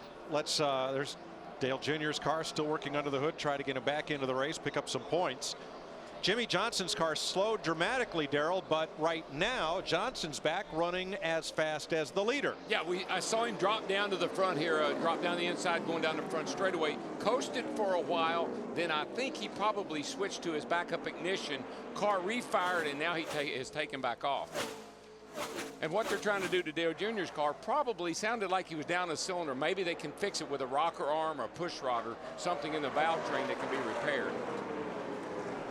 There you see the comparison, Johnson's speed to the leaders, and that leader is Tony Stewart, but for how long? How about now?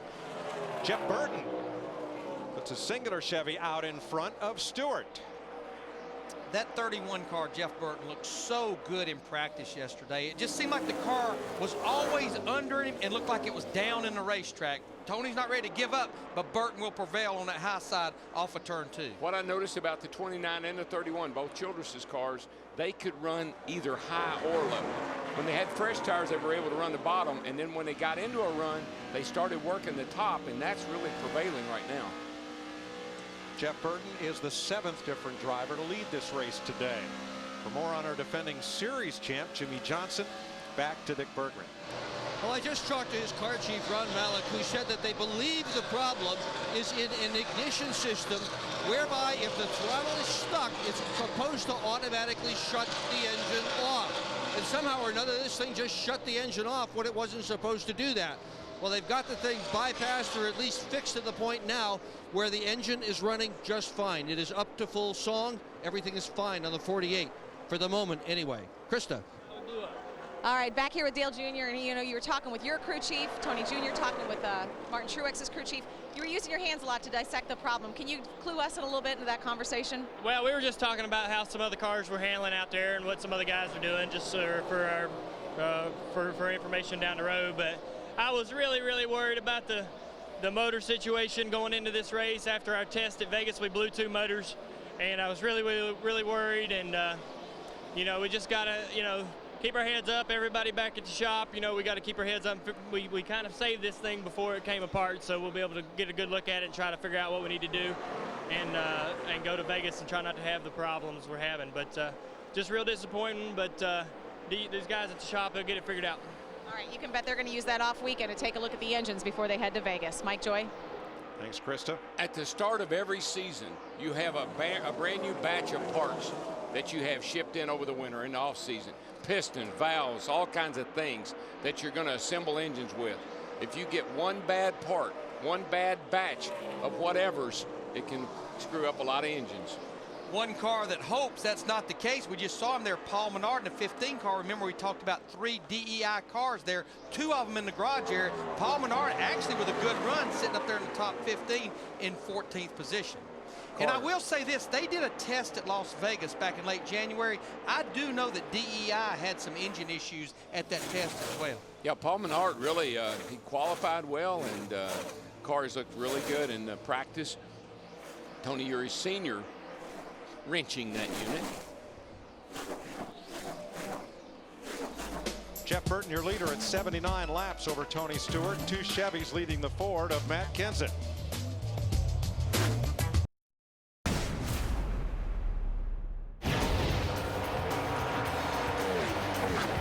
Texas Instruments are teaming up this season to bring you a memorable moment from each track. The DLP Amazing Moment revisits the rich and exciting history of NASCAR.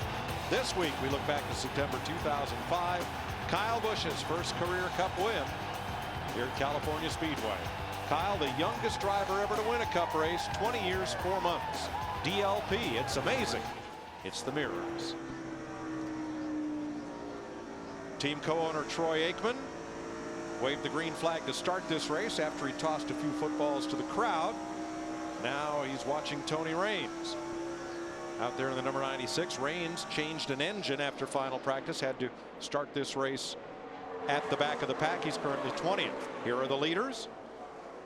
Jeff Burton and Tony Stewart. They've just put Carl Edwards, the 99, and the 2 of Kurt Busch 1 lap down. And they've got the 11 car right there in their sights as well. So putting some good cars laps down here.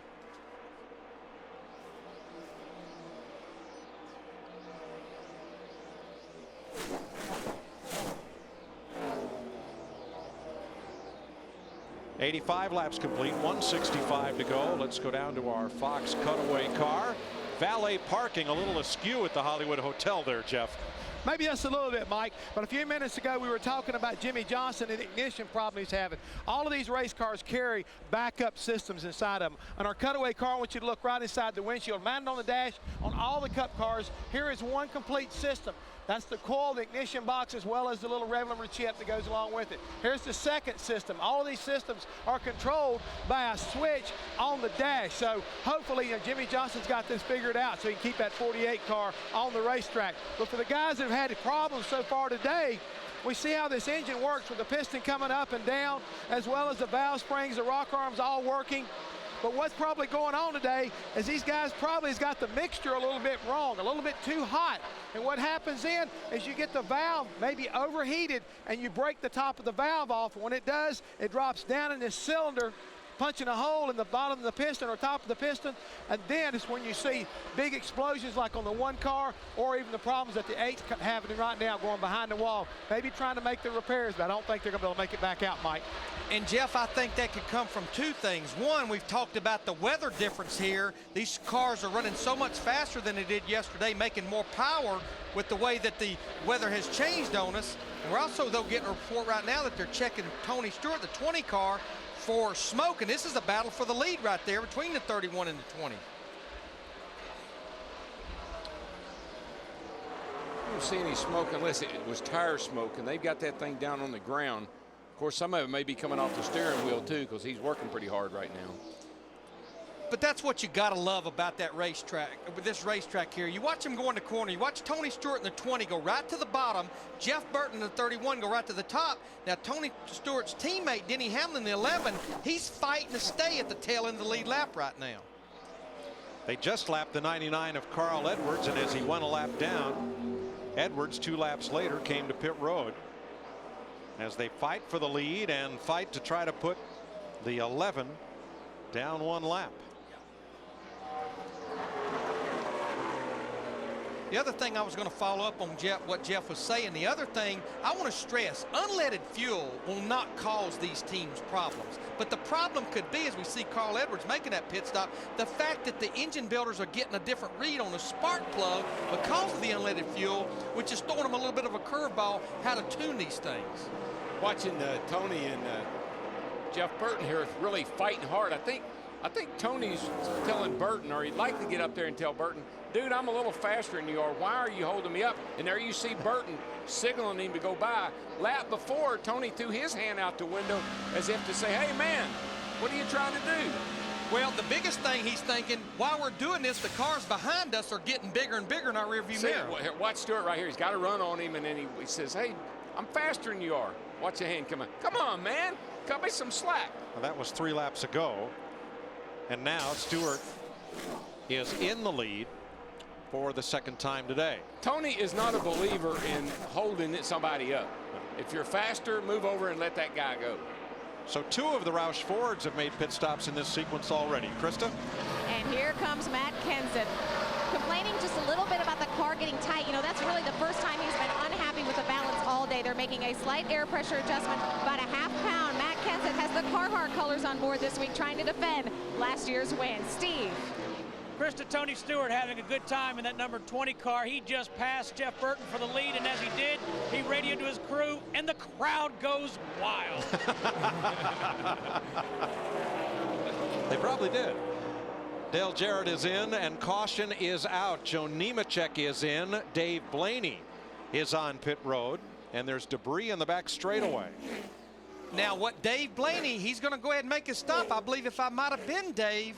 But now where he's pitting right there, he's pitting before the start-finish line. So as long as he beats that leader back to the start-finish line going across pit road, he will, because the field is frozen right now. And it's a little complicated. None of these cars are a lap down at the moment of caution. The leader is in turn 3. Clear, now clear. So Blaney will exit. He will be on the lead lap, and that'll end up being a bit of a bonus for him. Oh, yeah, I was just going to say, Mike, he could end up being the leader of the race because he got his pit work done before these cars come around. Pit road is closed, but Blaney was already on pit road past the commit light when the caution came out, so he was allowed to complete his service and then go out. Few cars that really was looking to see this caution. We talked about him ever since the last restart. Mark Martin back there in that 01 car, J.J. Yaley in the 18 car, Denny Hamlin in the 11, because they were in front of the leaders ever since that last restart when the caution came out. This will be the 5th caution of the day. Comes out at lap 93. And pit road will again be a busy place. We'll have to double check on the free pass car. I believe it may be Kurt Busch. I think he was the last car lapped by Tony Stewart prior to the caution. Now, remember what I told you? He doesn't like anybody holding him up. Including the pace cars? The pace cars, holding him up.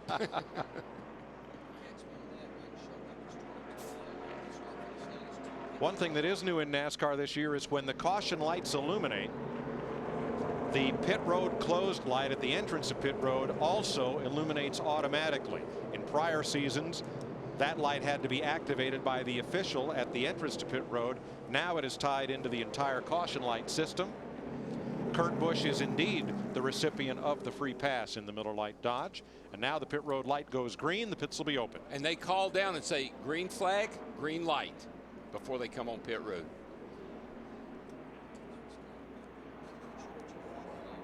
Stewart, Burton, Boyer lead them on to pit road to Dick Berggren. Well, Jimmy Johnson was going to have to pit another 3 or 4 laps, so this was very opportune. They're going to adjust the car back to the way it was before the prior pit stop. The car is a little tighter than Johnson likes it. To Kristoff. Clint Boyer loves this track. Right now, he loves his car, complaining about being just a little bit tight. They're going to make a track bar adjustment, a really slight one, just 3/4 of a round up on the track bar to try to loosen up this car. Matt? Both RCR cars on the right side of your screen complaining about being tight. Now, Scott Miller, Burton's crew chief, backed up on the air pressure change, and then he went up on the track bar. Meanwhile, a chassis adjustment for the 29 of Harvick. Steve. Tony Stewart described his Chevrolet as tight in the center, just a little bit loose off. They made a very, very small air pressure adjustment to the right front tire and gave his windshield some attention. And Tony Stewart wins our DirecTV race off pit road, and I believe all the lead lap cars did come to pit road. Looks like Jeff Burton, a 31 car, not typical of that 31 group, lost 4 spots on that stop. 24 car, keep an eye on him. They've worked on it, adjusted on it. He may be ready to race now. The caution is out in California. The Auto Club 500 on Fox, powered by Q Motor Oil, is sponsored by McDonald's, by Napa Auto Parts. Napa, get the good stuff. And by Dodge. You can take life as it comes, or you can grab life by the horns. Dodge. Under caution with a quick recap. First caution that came out, Jamie McMurray caught up after Scott Riggs, one of the drivers working without the crew chief from the suspensions of last week. 3 cars involved, all the drivers okay. Martin Truex 7 laps in, the engine goes, he's done for the day. And the Dale Earnhardt Jr. also having some problems as well. Went a lap down, made it up, having engine problems, along with Casey Kane, who won in California last time, led a lap, but currently out of the race with those engine problems. 7 leaders, 11 lead changes. As you see, our Auto Club 500 presented by Q Motor Oil recap of where we are so far.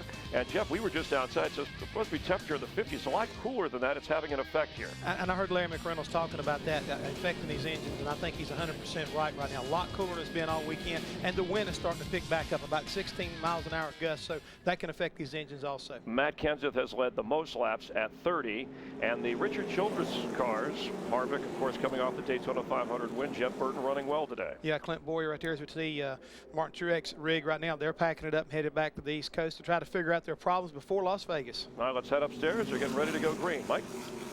Ready for the restart. Dave Blaney, who had pitted as the caution was coming out, as we saw it, he appeared to be past the commit cone on pit road when the caution came out. NASCAR's review saw it differently, and Blaney will be at the back of the pack on this restart. So Matt Kenseth is your leader. Tony Stewart, Clint Boyer, Jimmy Johnson, Jeff Gordon as we're back under green. Now, Matt Kenseth had made a stop right before that caution, but because he was up there with the leaders, he was able to come to pit road, get his 4 tires, and beat everybody off pit road well before the leaders came back around. I'll tell you one guy that wishes these cars are all, or he can get around him. That's Dale Jarrett in the UPS car. He came off of turn 2 over there, and they're going by him left, right, center. Ooh, 4 wide right there. About to punt him. He's caught in the middle and can't get it. Caught in a trap and can't get out. He's hunting the back right now. Oh, yeah, he just wants some relief. Riding with Jeff Burton in 8th. 7th, coming for 6th. Tell you what, give a call to that car right in front of him. I know it looks like he's about to go under, but Robbie Gordon in that 7 car, he's been up here in the top 10. He started back in 42nd position, but we saw yesterday he had a pretty good car in practice, Dick. And I talked to his crew chief, Greg Irwin, this morning, and he said that they're working hard to solve the mechanical problems on that team. Realize this is a one-car team. And Irwin told me, and I quote, "We are moving mountains with small shovels." They're moving forward. And Dick, he ended up with a top 15 finish at Daytona last week. Yeah, I think he switched to the Fusion this year, and that's really been a good move for him. Looks like they've come a long way with that operation. This is also a home race for Robbie from Southern California as Joe Nemechek pulls alongside, and Elliott Sadler there in that group. Boy, that just coming off of turn 2, you can lose the front end, and when you do, you try to put some wheel to it, then it wants to snap around with you. Now, Joe Nemechek in that 13 car, he's actually a lap down right now, back in the 28th position. But look at this traffic jam here. How about Bobby Labonte? What a great run for the Petty car. The Cheerios 43 there. So pulls alongside Sadler, 9th place right now. Montoya right down around the bottom in the 42. He is a lap down. Had a car that started off tight, then went loose and looser. Can you imagine the learning experience that he's having to go through with these cars, racing in this kind of conditions, these kind of conditions? It's got to be a huge learning curve for him. You know, right back there I see Kyle Busch, the 5 car. He has been running with the leaders most of the day on not the last caution, but the one before. He had to come, he just about got in the wall coming off turn 4. I mean, he is zigging and zagging up through this field, but twice on the last 2 cautions, he's had to come back to pit road. The one before, and on this last pit stop, they had a lug problem. He had to go to the back of the field again, having to make an extra pit stop. They got to get things sorted out on pit road if they're going to get him back to the front. He gets pretty feisty out there, I know that. You know, Kyle Busch, yellow number 5, moving a little abruptly in the midst of traffic there.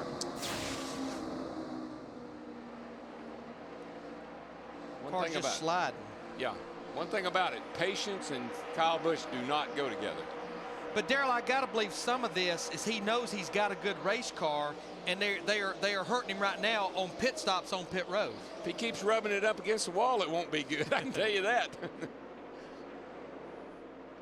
He's in 14th place, battling Ryan Newman. I was always nice to my good race cars. 101 laps complete. Matt Kenseth, your leader in the Auto Club 500, powered by Q Motor Oil on Fox. When it comes to points, every lap counts.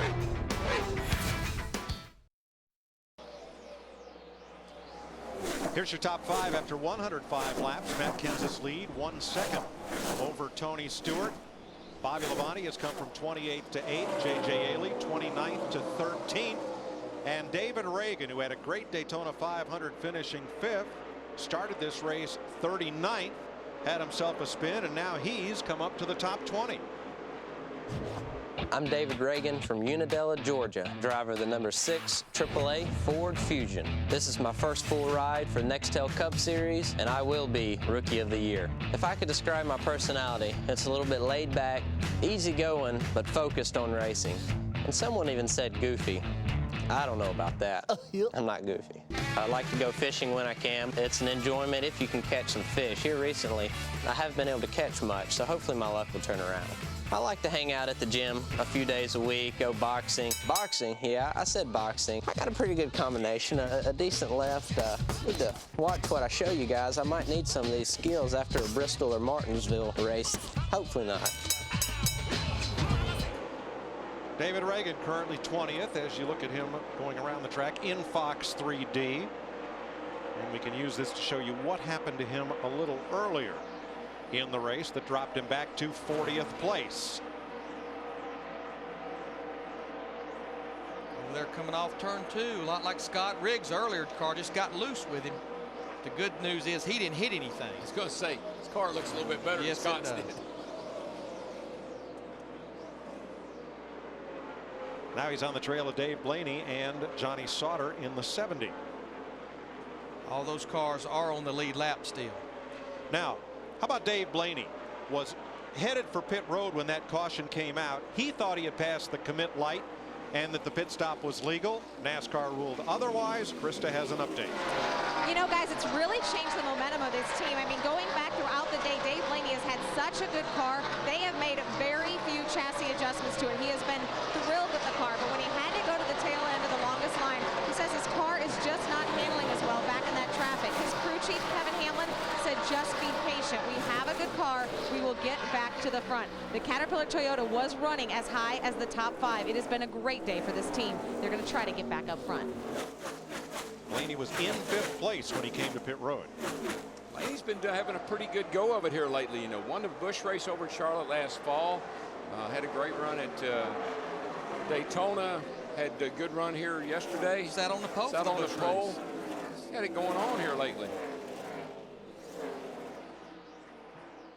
Dale Earnhardt Jr. is going to climb back aboard. They've diagnosed the engine woes in his car, and they've determined he can go back out, as Casey Kane already has, to try and pick up some points. Yeah, Casey's going by now. He sounds like, it doesn't sound good, but he's going. Guys, I know Matt Kenseth's up there leading the races. Right now we got a battle between teammates. This is a battle for 6. We're riding with Kevin Harvick in the 29, Jeff Burton in the 31 car. Matt, these guys been going at it for a few laps.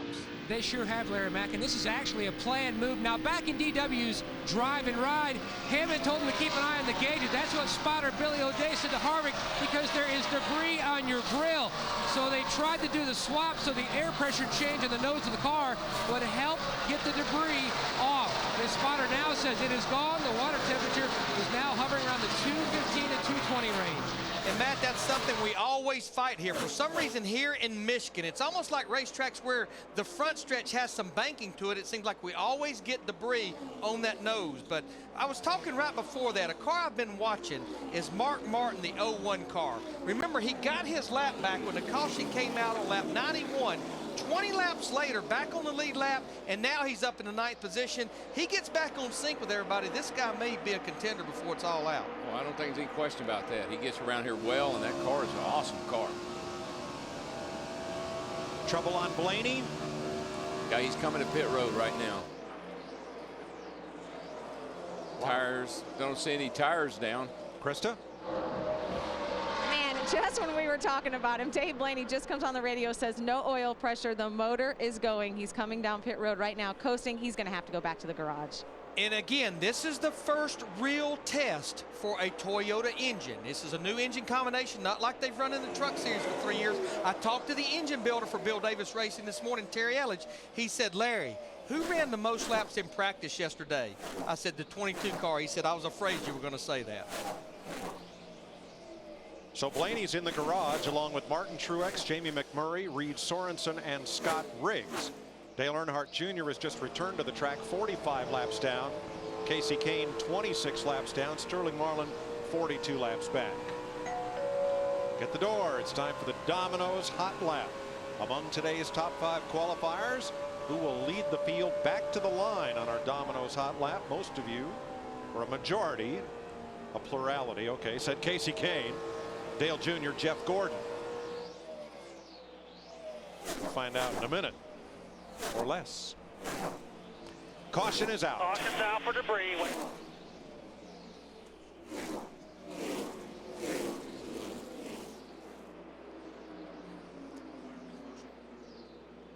Probably something off maybe the Blaney car over on the back straightaway, I'm hearing. Yeah, I see it. I thought I saw it laying on the track. That could be, Larry, that could be an oil belt there off the oil pump. I'm not sure. It sure has a look of and it. That would cause you to have no oil pressure. That's exactly what it is. And I know exactly where it came from. Well, now, those don't just fall off. Well, they can. I mean, no, they don't just fall off. A rock could knock it off. Something could have gotten in the oil pump out of the engine and locked the pump up and kicked the belt off. Something kicked it off. Right. But unlike Dale Earnhardt Jr., trust me, they will not be able to fix that thing because he ran around there probably for a little bit without the oil pressure. And that's why that crew chief worries you to death about how's your gauges, what's your gauges saying. One driver was not unhappy to see that, and that's Greg Biffle. He gets the free pass. And let's figure out who our Domino's Hot Pass winner is. Jeff Gordon was first among today's 5 fastest qualifiers to complete the Domino's Hot Lap. Thanks to all who participated. You're all automatically entered to win the ultimate fan experience at the Michigan race this August, right near Domino's hometown. I tell you what, talking about Jeff Gordon, Darrell mentioned this just a little while ago. They've been working and working and working. The 24 car is up there in the top 5 now. Let's see what they're going to do on pit stops. First to Krista. All right, well, Matt Kenseth talking about very specific changes. He said his car is just a little bit loose. They were hoping the track would just tighten up a bit and they wouldn't have to make any changes. Instead, though, they're going to make an air pressure adjustment. Dick. Well, Jimmy Johnson has run well all day. Said the car is a little bit edgy under throttle. They're going to make a minor air pressure adjustment as the cars head down pit road. Steve. Listening to Tony Stewart, he said I need to be just a tick tighter. When I get back on the throttle, they'll make an adjustment with air pressure. Matt. Kevin Harvick says his car is tight on exit, but you cannot, to his crew chief Ty Barrier, make me any freer on entry. They're going to make a small air pressure change. Let's watch their stop here on the 29. Most of these should be 4 tires and fuel. It's been 25 laps since we're on pit road. Matt Kenseth way down at the entrance of pit road. You can see they're already to the left side of his car. Stewart just got to his. Gordon still not to his pit box. One thing I'm noticing now, as we've gotten into the race a little bit, I don't see near the brake dust coming off these front tires that I did earlier. But Matt Kenseth, that group, they seem to always pick a pit stall down at the entrance of pit road. This way, all he has to worry about is pit road speed the rest of the way out. He's going to beat Tony Stewart off pit road, and Clint Boyer and Jeff Gordon. So Kenseth wins our DirecTV race off pit road. Does that a lot. Tell you what, that 24 car, pretty good pit stop. That group. 116 laps complete. Matt Kenseth beats everyone off pit road.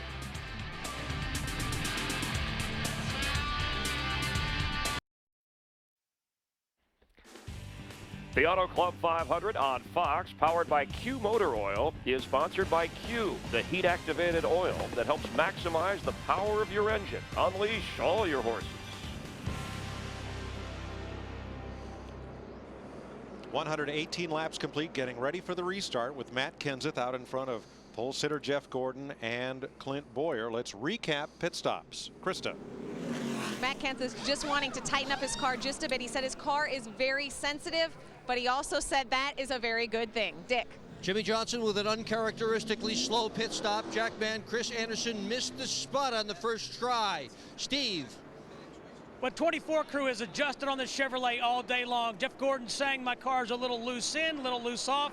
They dropped the track bar and made an air pressure adjustment. Matt. Burton in the 31 will restart from the 6th position. Still says he needs more rear grip. They made a small air pressure change. Mike?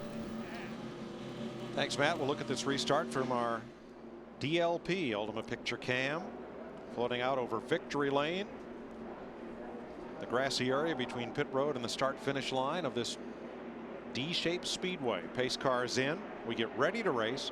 119 complete this time by Kenseth's Ford out in front of 6 Chevrolets, Bobby Labonte's Dodge, and Brian Vickers' Toyota. Here we go.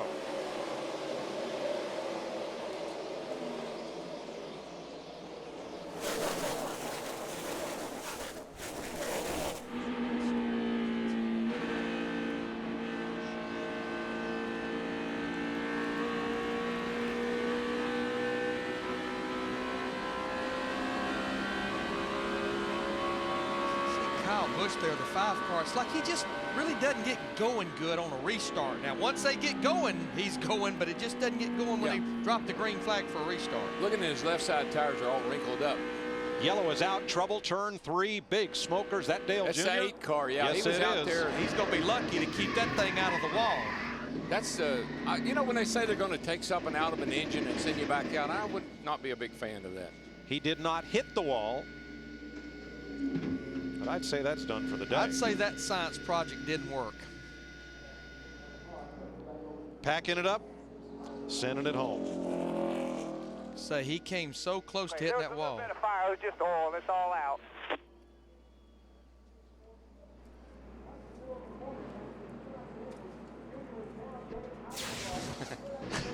With a bow, Dale Earnhardt Jr. Thank you. Will Thank you very finish much. no better than 39th today.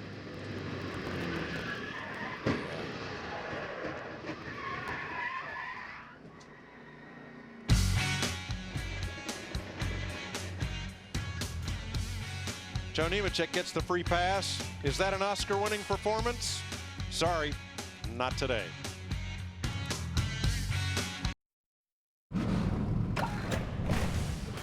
NASCAR on Fox is brought to you by FedEx. Every day is race day.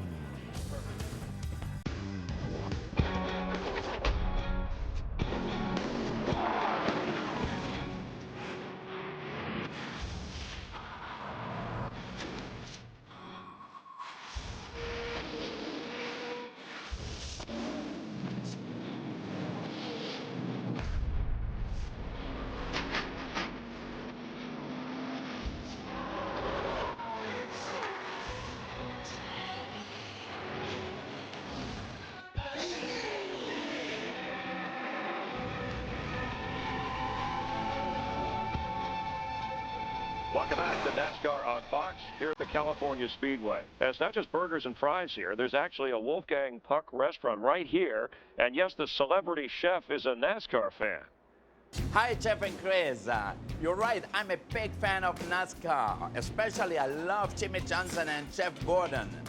I'm sorry I can't be there for the grand opening of your Fox studio. You know, this is the busiest day of the year for me.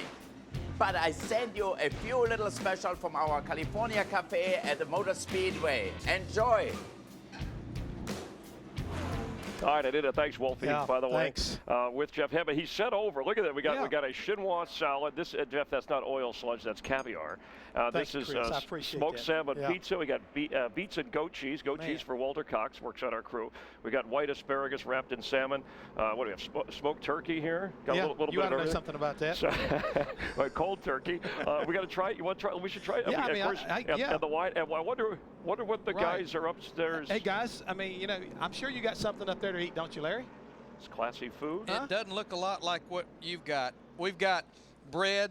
We have water, is what they've Well, sent us. it's bread surrounding a hot dog. You know, it's not bad. A little cornbread. You're going to eat you, that? Daryl, been planning all my life for this. Wait a minute. Oh. You want fries with that? All right, here we go. Daryl, I'll save you some of this salmon pizza. Help. That's what these things are good for. Don't play with your food. Okay. we have, look at him. He's enjoying the smoked salmon. It is. Mother always taught me to chew 40 times. That's very good. Wolfgang Puck, of course, there's something with the movies going on a little bit later. Stick in there. You know, really, I'm not sure if it's a stick or the weenie. Make sure they throw those. That's dangerous with those three loose with three sticks in a booth. That sounds like a name of a movie. I don't know that about might be that. up for an Oscar. Yep. This is pretty good stuff. I know you Very usually good. don't eat this. Just a quick reaction to what we saw with Dale Earnhardt Jr. Remember, here's a guy whose best finish at California in 10 previous races was second. Remember, 2002, he had that hard hit, said it sounded like a cannon going off. He later had a concconcussion. Tough time for DEI. He cannot stand much more of this right here. This is the kind of thing this team doesn't need after great last year, kind of like rebounding, getting into the chase, having two bad races back-to-back from Daytona as well as California. That's not what DEI needs. Matt Kenseth, your leader over Jeff Gordon, who's one of Wolfgang Puck's favorite drivers. You notice he went for the California drivers, and since he set this up for the grand opening here of our Hollywood Hotel, you can see behind us when Jeff and I are kind of just rambling on incessantly. Just rambling on? You can see if there was real action going on Quit back rambling. there. Send it back up there where they can help us out. By the way, Babel is up for an Oscar nomination, and let's go back upstairs, gentlemen. You want a little cheese with that wine? Yes, we're whining. We got some. We're under caution, as you could probably tell. 124 laps into this race. Matt Kenseth, the leader. Jeff Gordon, Clint Boyer, Tony Stewart, Kevin Harvick. In one more lap, we'll go racing. But first, today's Allstate Good Hands driver is Dale Earnhardt Jr. Went back out with an engine that was questionable. Up it went in smoke, and Junior kept it off the wall and celebrated his own performance. I like that right there. It's cool. He's our Good Hands driver, Allstate official insurance sponsor of NASCAR. Thank you very much. But been watching Greg Biffle. Remember, he just got the free pass back on the lead lap. Nothing ventured, nothing gained here. He's going to have to start at the tail end of the field. They've been working on that left side valence. Aerodynamics so important here. It's maybe the left front valence was bent a little bit. They've taken their time on pit stops to make it right. And he's back on the lead lap with 126 laps to go. Plenty of time to catch back up. All four makes in the top 10. Kenseth, the leader, the first Ford in the race. Jeff Gordon in second, the first Chevrolet. Bobby Labonte in 8th is the first Dodge, and Brian Vickers' Toyota is 9th. Let's go ahead. I was going to say, going back to Matt Kenseth, we're riding here. I couldn't help but listen to what Krista was saying a while ago. It almost goes back to one of our FedEx racetrack key. Such a fine line on the adjustment. You do too much, it's too loose. You do too much, it's too tight. They're just trying to hit right on top of that fence. Green flag for the restart, completing lap 125. We're halfway. Good thing there's no out of bounds here. You can't go below the white line here without getting penalized. And the guys do it often. You could hear him having to play with that throttle off the corner. Tell you what, you give Jeff Gordon and Steve Letarte enough time to adjust on their car, give them a few caution flags, you could be in trouble. We've had 13 races here. Look at the run he's getting. I believe with Kenseth, I saw some smoke, but I think that may be tire smoke. No, I think it's stage drive. Okay, down there where Dale Earnhardt Jr. From the blew blown up. engine, yeah. But boy, Gordon got a run on the high side off turn 4. Steve Letarte looking on as Gordon, who started on the pole, tries to go back for the lead. He might ought to take a little bow. The work they've gotten done and the position they're in now. And I saw a little more smoke from Kenseth's car down at that end of the speedway. Could be tires. When you get the pressures down, they'll rub the fenders a little bit.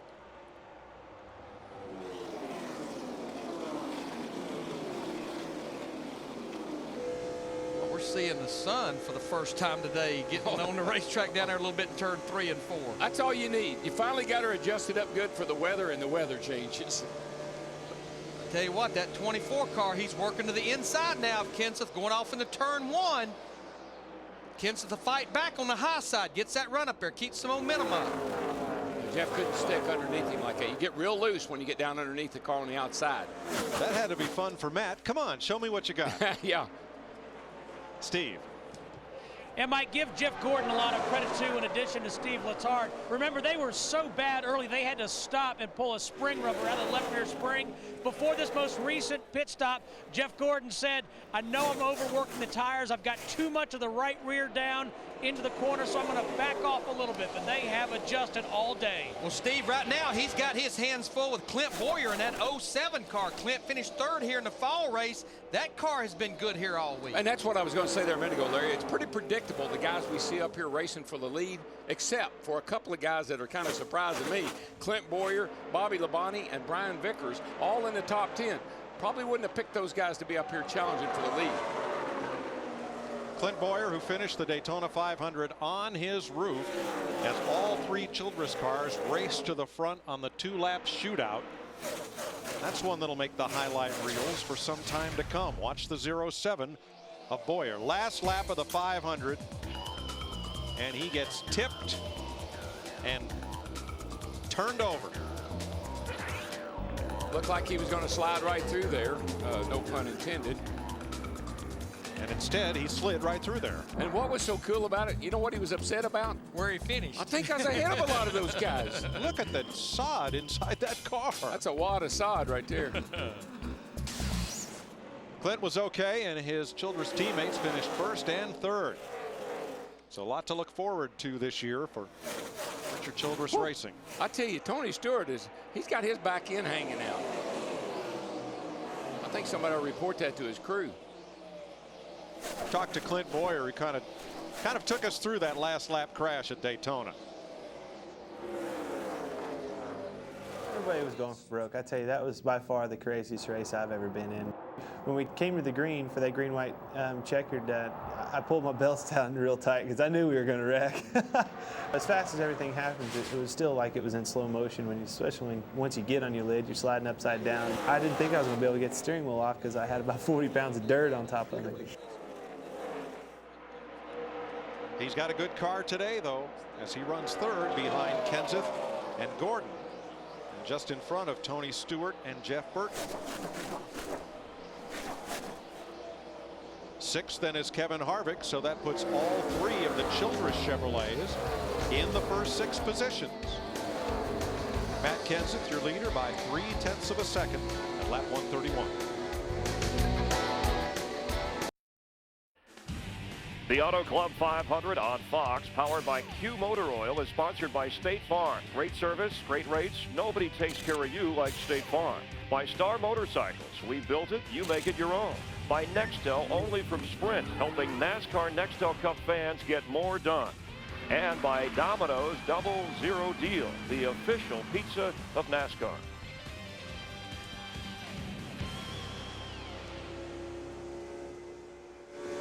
Lots happened here in the last minute. Jeff Gordon battled Matt Kenseth for the lead, and that brought Clint Boyer right to them, and now Tony Stewart. So they are just a car length or two apart. Slicing and dicing off of turn 2 there. Watch Boyer get a run on Gordon.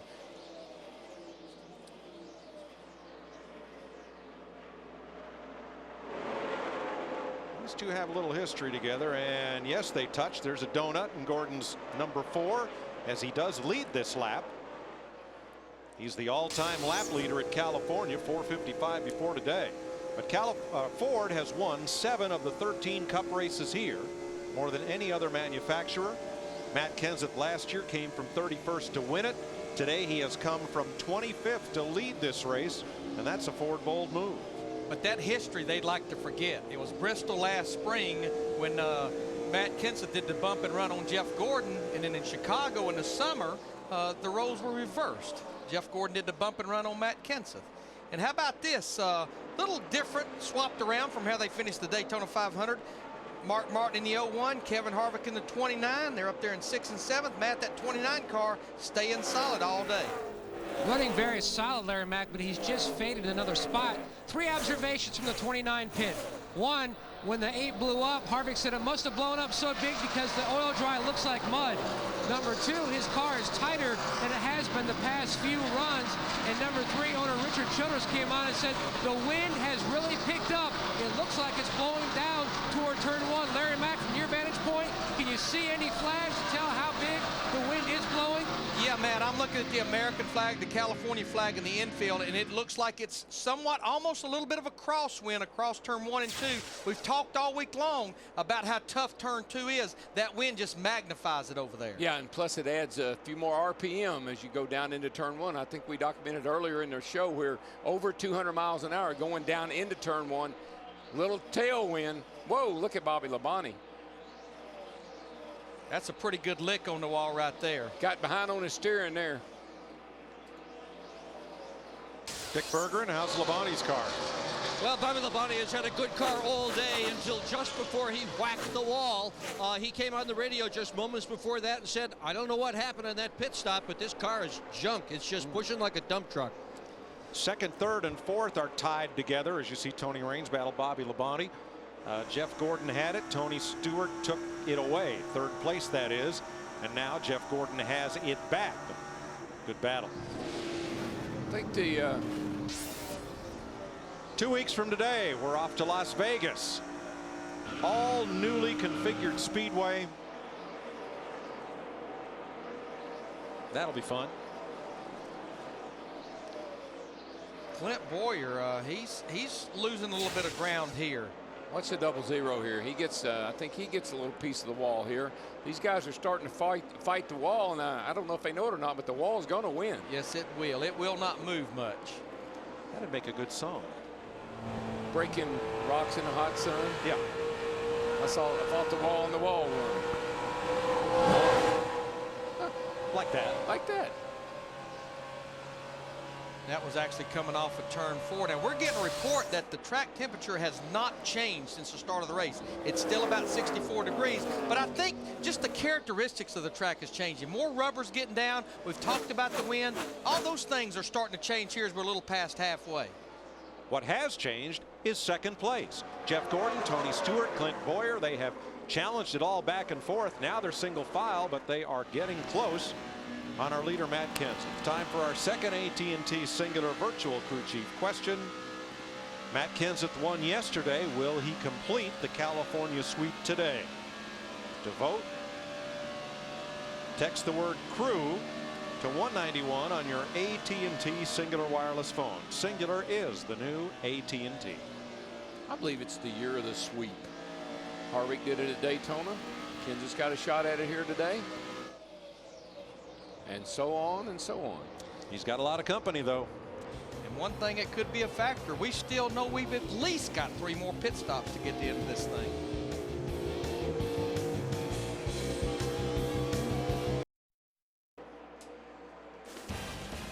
Tony Stewart has taken the lead in the Auto Club 500, powered by Q Motor Oil on Fox. This year, let Jackson Hewitt help get you the biggest refund you deserve. Jackson Hewitt, tax service of NASCAR. Look at the lead that Stewart has opened up. He and Jeff Gordon battled for second, and then Gordon let Stewart open the door, and away he went. These guys went at it for several laps about what you're seeing right here. But look at the run Stewart got there. He just was able to pick the throttle up and stay in it. You can see Gordon backpedaling a little bit off turn 2. Just drives by Jeff Gordon in the 24, went after Kenseth. Tony backed off early, rolled down to the center, but when he got there, he matted it and was able to get underneath of Jeff Gordon and drive right on by. In Fox 3D. It's not how you get in the corner, it's how you get off that makes you go fast. Because that speed carries all the way down that next long straightaway. And now Stewart has opened up a lead of 1.3 seconds, and the second place car is Jeff Gordon. Kenseth has settled in third. Clint Boyer in fourth, and Jeff Burton in fifth, ahead of Kevin Harvick and Jimmy Johnson. And on the stopwatch right now, he's kind of in his own little zip code. He was a little slower that lap, but he'd been running 41.20s. Everyone behind him had been running 50s, 60s, and 70s. Tony Stewart leading right now. Well, that's where your crew chief comes on the radio and says, "Hey, buddy, save us a little something.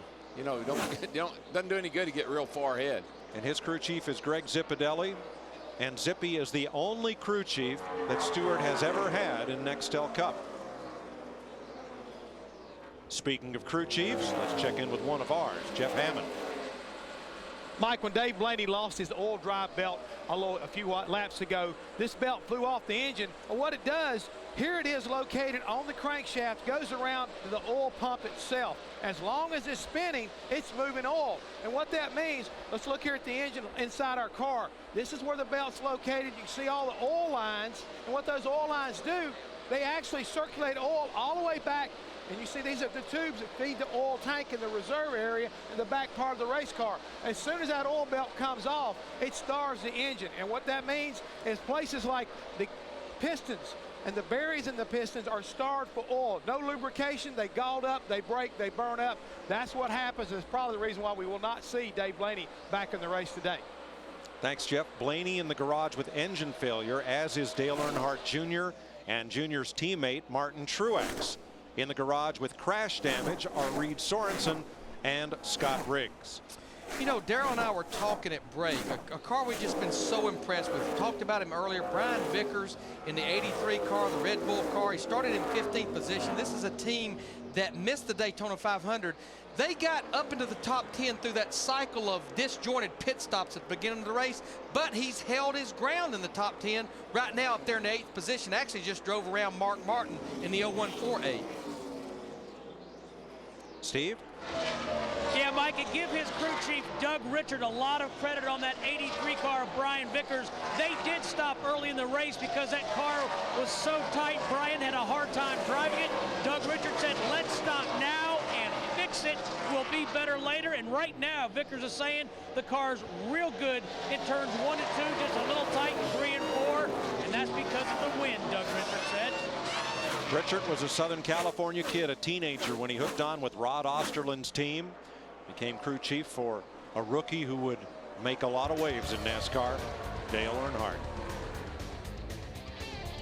152 complete, 98 to go. And Tony Stewart, one of 9 drivers to lead this race. He's been out in front 4 different times. The Auto Club 500 on Fox, powered by Q Motor Oil, is sponsored by Chevy. The most wins in NASCAR history on American Revolution.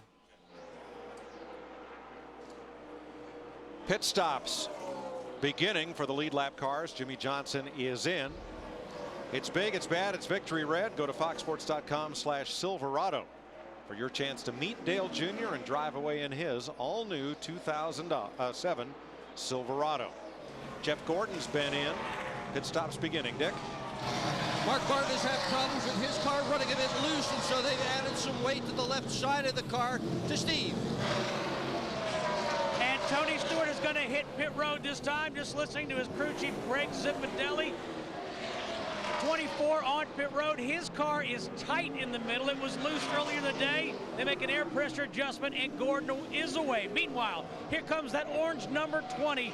Tony Stewart has said the same thing in the last 3 pit stops. It needs to be tighter back to the gas. Let's go to Krista right now.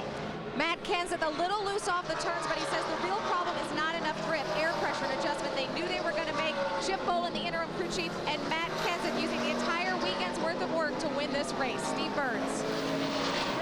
Krista, they made air pressure adjustments on the previous 2 stops for Tony Stewart. Tony said that didn't help. Now they're making a chassis adjustment on his Chevrolet. 4 tires for Tony Stewart. Denny Hamlin also hitting pit road in his Chevrolet.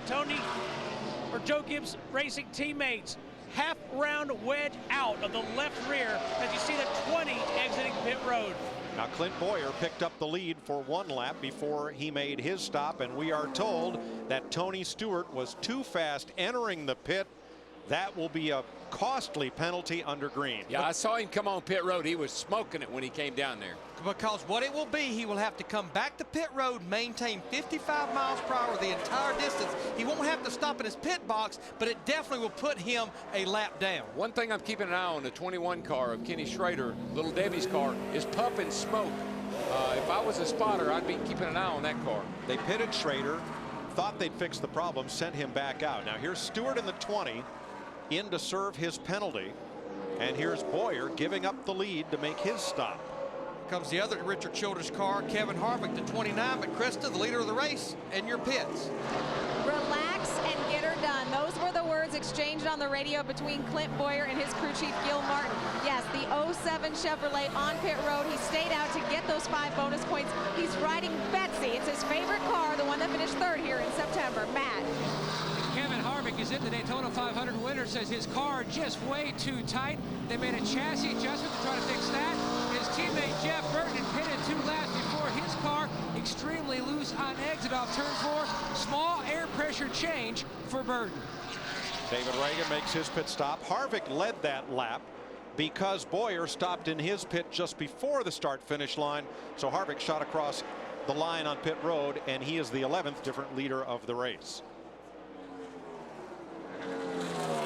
Greg Biffle is now out in front in his Roush. Took this time, 4 tires of gas, half around down right rear, half down right rear.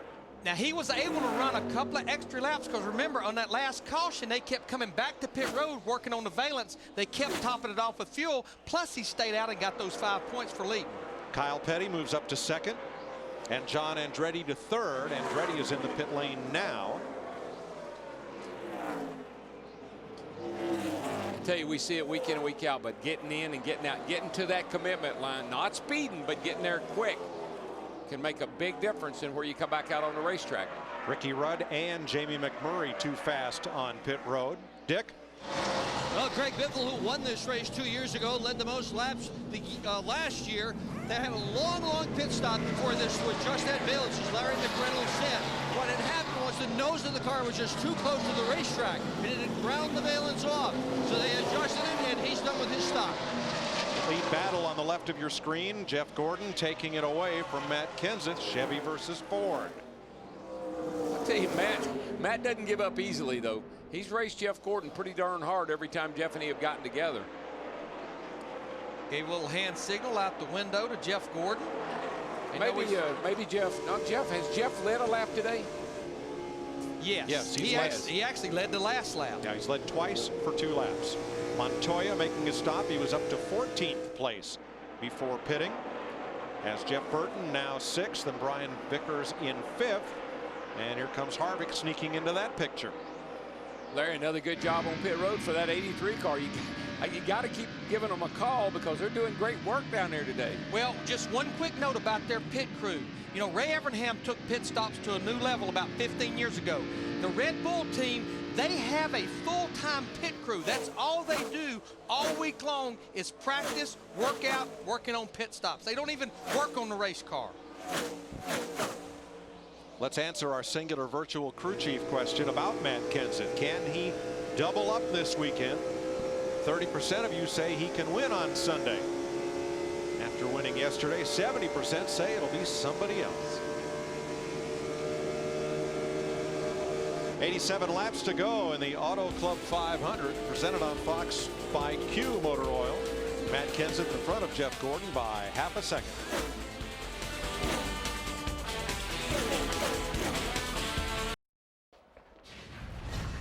$82 laps to go at the California Speedway. A rough start for DEI. Martin Truex 7 laps in. He's not going fishing. Packing up to go home. And then Dale Earnhardt Jr. Engine problems, his second time out.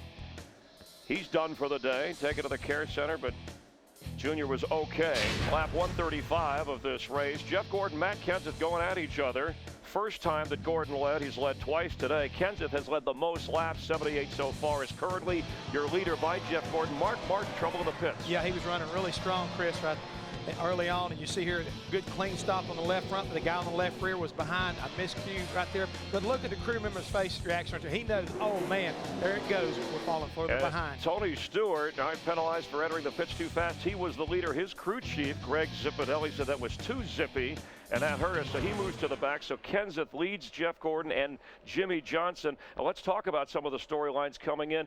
Reaction to Kevin Harvick, our Daytona 500 winner today. He's having the kind of run he needs right now, Chris. He's really been strong all day. He just needs to be able to put a period on it now. He'll be good. All right, what about Jeff Gordon, the pole sitter, hanging in there? Hanging in there for sure. I mean, again, his car is not exactly perfect, but they keep working on it. He keeps fighting like this. He's trying to get a solid finish. We have the Busch brothers who have worked their way into the top 10. Kurt Busch, I think, had one of the fastest cars at Daytona. And here today, again, they're still working their way up through there. And his brother, well, he's been surprising a lot of people all year long. Fast race car. And what about Jimmy Johnson, defending Cup champion, needing a bounce-back race here? So far, they're getting closer, but they still got a little bit of work to do. And once again, Michael Waltrip failed to make this race. But of the Toyotas, Brian Vickers, as the guys upstairs have pointed out, looking has run good. well. Looking Let's real rejoin Darrell, Larry, and Mike. Now Vickers is 7th, Chris. As you point out, he's the leading Toyota in the race. The first Dodge is Kurt Busch in 10th. The leader, Matt Kenseth, in a Ford. The rest of the top 10 all in Chevrolets. Now, Tony Stewart had to pay that penalty. Right now, he's 1 to 2/10 of a second a lap faster than Matt Kenseth, the race leader. But the effect of the penalty is that Stewart is right now running 25 seconds behind the leader. And he is like a man possessed. Did you just see him run up behind Greg Biffle in the 16 car? He caught him so fast and right up there took the air off Biffle's spoiler. He got him loose. The problem is 79 laps to go. 2 pit stops should we stay green. Tony Stewart will have to have a caution to get caught up in this race. The electronic scoring timed at Stewart as too fast leaving his pit. And he got that drive-through penalty under green. This is where he was going down into turn 1. You're going to see him run up on the back of Greg Biffle, the 16 car. Greg a little bit loose anyhow. It just got him a little looser. Tony's really good at doing that. That looked like the textbook example of he took the air off my spoiler. But Mike, you're right. He's running 41 O's. The leaders are sitting there running 41 40s and 30s. So he definitely has the fastest race car, but he's going to have a caution. Don't want to run it to death, though. I mean, we still got a long way to go. We got to save a little something. Juan Montoya, his first time at California Speedway in an Nextel Cup car, 1 lap down. And he's running about 41.50, so that's a good race pace. And I've been watching him, Mike, and they've gotten the car much, much better than when the race started. He was all over the place early on. He looks pretty good now. Krista? You guys talked about the learning curve. Juan Pablo Montoya is certainly in school today. He said he's raced here before in open wheel, but they said this is very different. There's a lot of hard work in this car. His quote earlier to me today was, "This has probably been the hardest track for me so far, a lot harder than I thought it would be." Everyone, the communication with that team, very good as Juan Pablo Montoya continues to learn what he needs out of a stock car. And Krista, Mike, and Darrell and I sat down with Juan yesterday and Darrell's coach, and he told us one of the toughest things about this series versus kart or Formula One is the length of the races, a 500-mile race. But I honestly think the longer races for him right now will probably help him, just more seat time to figure things out. Now, he said these cars are definitely harder to drive than the Formula One cars were. Sneaking up into the top 10 come Kurt Busch and Ryan Newman. It wasn't all that long ago that Busch was a lap down. He got a free pass, and now he's the leading Dodge Charger of the race. Been watching those two cars work their way methodically up into the top 10. This is a good weekend for this team, for Kurt's team. They needed a car that was good on a 1.5 mile. They struggled 2-mile tracks. They struggled here last year. Looks like they've got their act together. Kurt probably had the second best car in the Daytona 500 last week. He and Tony Stewart were clearly the class of the field, but Stewart dropped the left front tire down on the flat and lost a bit of momentum. Busch got into him, and they both crashed out of the race. Another guy back there in that green car, the 18 car, J.J. Yaley, he's looking good today too, and here's some teammates working together, I think. Clint Warrior in the 07, Jeff Burton in the 31, and right behind them is their third teammate, Kevin Harvick, in the 29, back in 6. This is a battle for 4th right here. It's kind of a car owner's nightmare when all three of your cars are running right together. But it's not too much of a nightmare when they are 4th, 5th, and 6th. As long as nothing happens. Jeff Burton said something interesting in one of our practice shows yesterday on Speed. He said that he and Kevin Harvick like the same setups in their car. So during practice, one of them can try something and the other can learn from it, because they assume it would affect both cars equally because they both like the same setup. And for two teammates to say that, Darrell, sounds kind of rare. Well, and the other part of the equation is their cars are identical chassis-wise. They're the same kind of cars. Some teams have got Laughlin, Hopkins, in-house. They have the same chassis for all three teams. Jeff Gordon has had a lot of success on this speedway. He started this race from the pole, and right now Gordon runs 1 second behind the leader, Matt Kenseth.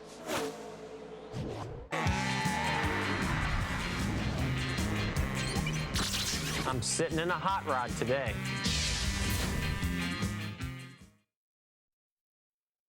The Auto Club 500 on Fox, powered by Q Motor Oil, is sponsored by UPS, official delivery company of NASCAR. UPS delivers the chance to manage your own free fantasy auto racing league at foxsports.com. 181 laps down, 69 to go. Matt Kenseth out front of Jeff Gordon by a second as you watch Dale Jarrett at work. Jimmy Johnson third, Jeff Burton, Kevin Harvick. The two Penske cars have swapped spots. Ryan Newman now ahead of Kurt Busch, 11th and 12th, the leading Dodges in the race. Brian Vickers, the leading Toyota, in 7th. Matt Kenseth, the race leader, is in a Ford, and the rest of the top 10 all Chevrolets. Kenseth started 33rd, no big whoop. He won here last year from 25th, and he's led the most laps today.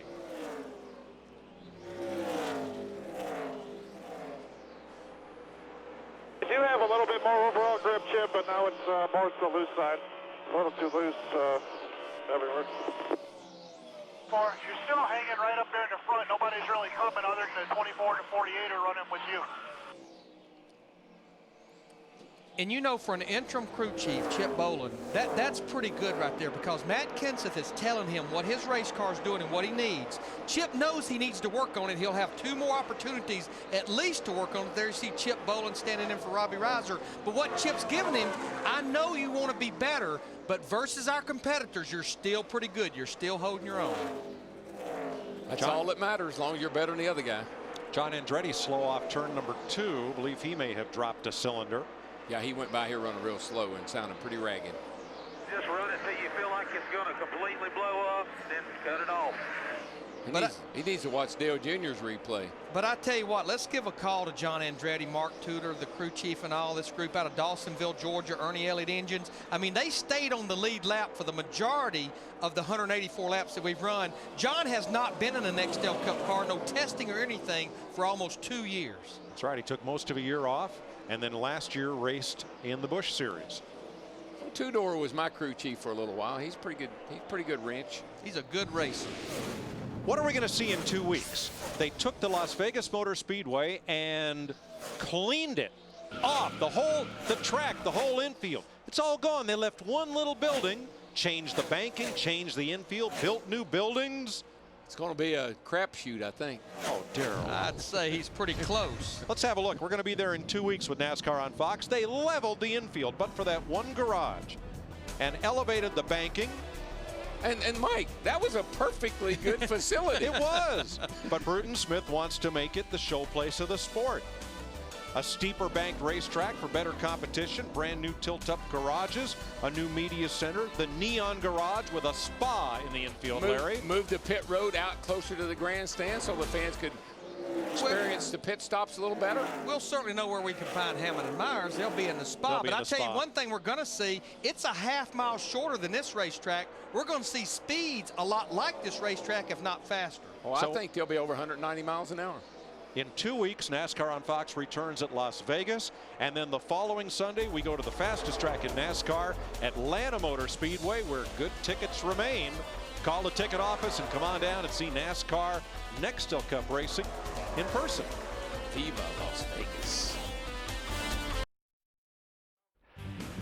The Auto Club 500 on Fox, powered by Q Motor Oil, is sponsored by the auto parts experts at AutoZone. Get in the zone. AutoZone. By Toyota. Moving forward. By Singular, now the new AT&T. And by Subway Restaurants. Subway, eat fresh.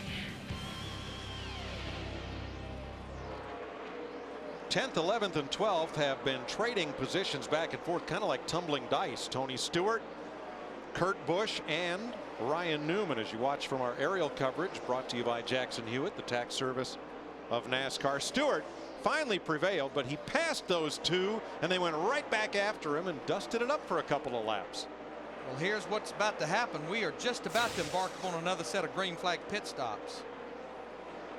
Oh, here you go. Yeah, Tony's looking there and he's saying, I'll get me 2 at 1 right here, but he doesn't realize that's teammates. Kurt backs off, says, pack her on in there, Smoke, and I'm going to drive her back under you. And then Ryan on the outside says, hey, let me get into this little act. Let me join the party. Stewart prevailed and picked up 11th place. Pit stops have begun. Dick Bergman. And Jimmy Johnson is in. He is pitting out of the 3rd position. Johnson has finished in the 2nd spot here 3 years in a row in this spring race. He has overcome pit problems and an ignition problem back out on the racetrack. NASCAR all day long. Kurt Busch is in. Brian Vickers is in as well. And this is some of the same group, Steve, that pitted first during the last set of green flag stops. Yeah, Larry Mack, Brian Vickers on pit road. He's saying this car is just a little bit tight in that number 83. They're going to make a track bar adjustment, 4 tires, and fuel. Meanwhile, Jeff Gordon's team is at the ready. They're on the pit wall. Kurt Busch in the 2, Matt Kenseth in the 17 on the left side of your screen. Jeff Gordon is saying that his race car is loose in 3 and 4, particularly when he gets back to the throttle. He's to the attention of his crew. They will make a chassis adjustment on Gordon's number 24. There's the adjustment. Tire changers coming around, left side tires to go on. Gordon giving up 2nd position to hit pit road. His service is done.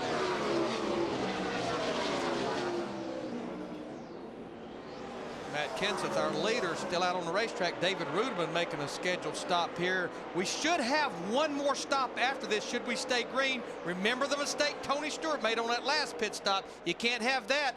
Dick, Mark Martin, he's in. Yeah, he is, Larry, and I'm going to tell you what, this crew is absolutely focused on getting him out of here as quickly as possible. They are all stung by the loss of the Daytona 500. Many of the guys on this crew have never won a cup race. Many. Making his way down to the 12 crew. He's had a solid day running just outside the top 10 most of the day. Most of his stops, hardly any change at all, but he says the car just needs to be tighter, way too loose, talking for a significant track bar and air pressure adjustment on this 12 car for the Penske King. He's away. David Gilliland has made his stop. Kyle Busch comes to the pit lane along with Tony Raines. Green flag pit stops continue with 55 laps to go. Kenny Schrader is in, Joe Nemechek as well. Steve? Mike, Kyle Busch saying that his car is tight in the center. It's also tight getting off the turn. definitely will be a 4-tire stop for Kyle Busch. Don't see any, he had actually some trim loose above the windshield, his rear windshield. 4 tires for Kyle Busch. Let's go to Krista. Our leader, Matt Kenseth, ducks onto pit road for his stop. He was talking about the sliding the nose. The car was starting to slide the nose. He needs more traction. That was the call he made to his crew chief, Chip Bowen. The way they're going to fix that is with yet another air pressure adjustment. Matt Kenseth, our leader. David Gilliland too fast exiting the pits. Penalty for him. Jeff Burton, the new leader, left side of your screen, the singular Chevy. And he's going to come to pit road this time after picking up the lead for the 3rd time today for a lap. That should hand it over to Kevin Harvick. And this right here, this could be the most critical stop as far as your adjustments, because if we stay green, that last pit stop is going to be with about 10 to 15 laps to go. Not a lot of time to make adjustments on that stop. Matt? Harvick on the left side of the screen, he should be hitting pit road next time by. Meanwhile, Jeff Burton says his car does not like to be in traffic. It's almost like it flips a switch. He goes from having grip to having no grip whatsoever. Another air pressure change for Burton, having his best start in 7 years to a Nextel Cup season. Tony Stewart in, Clint Boyer gets a good stop. Casey Mears in as well, and here comes Harvick in the Pennzoil Chevy, giving up the lead to make his pit stop. Steve? Mike, Tony Stewart said, I need help with forward fight. His service is complete. He's down pit road. Matt. And Kevin Harvick makes his way to his pit box. Now, Harvick was just trying to soldier on. He thought he might have a right rear tire going down. He was hoping to make it to his window. He said his car needs a little more help on the balance. They are going in the right direction, so they made half the adjustment this time they made on the previous stop, Steve.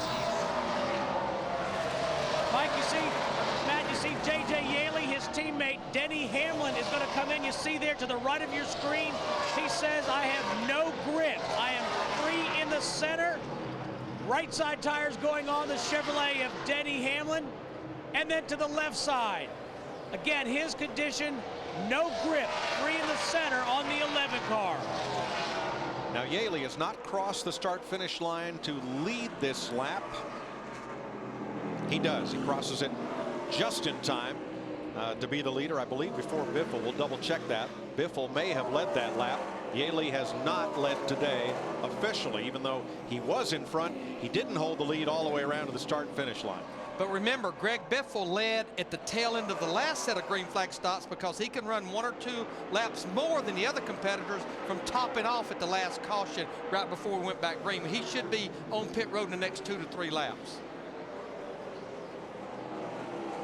In fact, he's coming to pit road right now with that 16 car. He's got to get down speed early because he's pitting there. You can see him slide the wheels. He's pitting early on pit road, Dick. Yeah, and he locked it right up to the plan. Initially was 2 tires, but after he locked it up, now they've got 2 more over the wall. Going to make this a 4-tire change like the rest.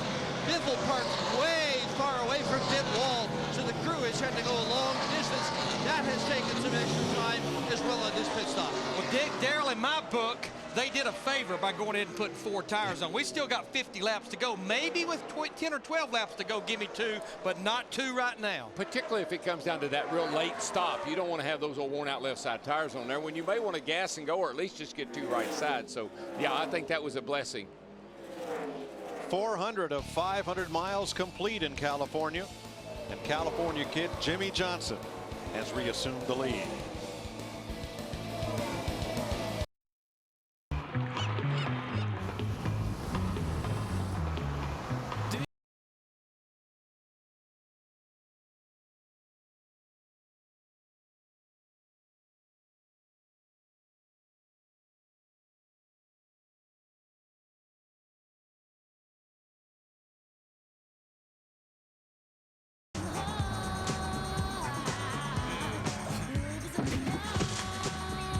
Drivers hanging loose with 45 laps to go here at the California Speedway. Chris Myers, Jeff Hammond, Jimmy Johnson in front of Matt Kenseth. Jeff, you're our crew chief in the pits. Some time lost here, a time gained. We always talk about how races are won and lost on pit road, and right now this is how Jimmy Johnson wound up getting the lead because they really performed a very solid pit stop. You'll watch the 48 crew go to work here in two box right there with the 17 car. Everything looks pretty normal on the right side. Everybody gets around about the same, but the right front tire gets in the way of the jack man, and then the tire carrier, Chris Brooks has trouble getting that tire in. You see him fall back on that tire.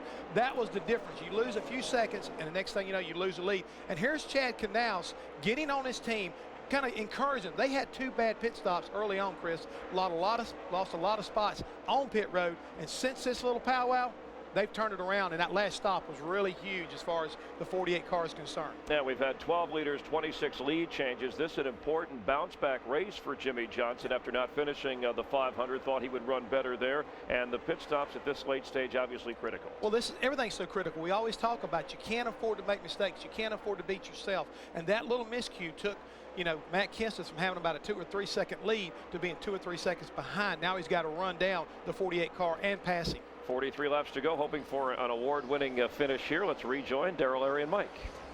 Thanks, Chris. The fastest cars on the racetrack right now, Jeff Burton in 4th, Kevin Harvick in 5th, and Greg Biffle in 16th based on lap times. I know our boss, David Hill, is watching. I hope he's feeling better. He's been kind of puny all week, so David, I hope you're feeling better. And same thing for my little daughter, Sarah Caitlin. She's been out of the weather all week, so a little happy, a little cheer there to you.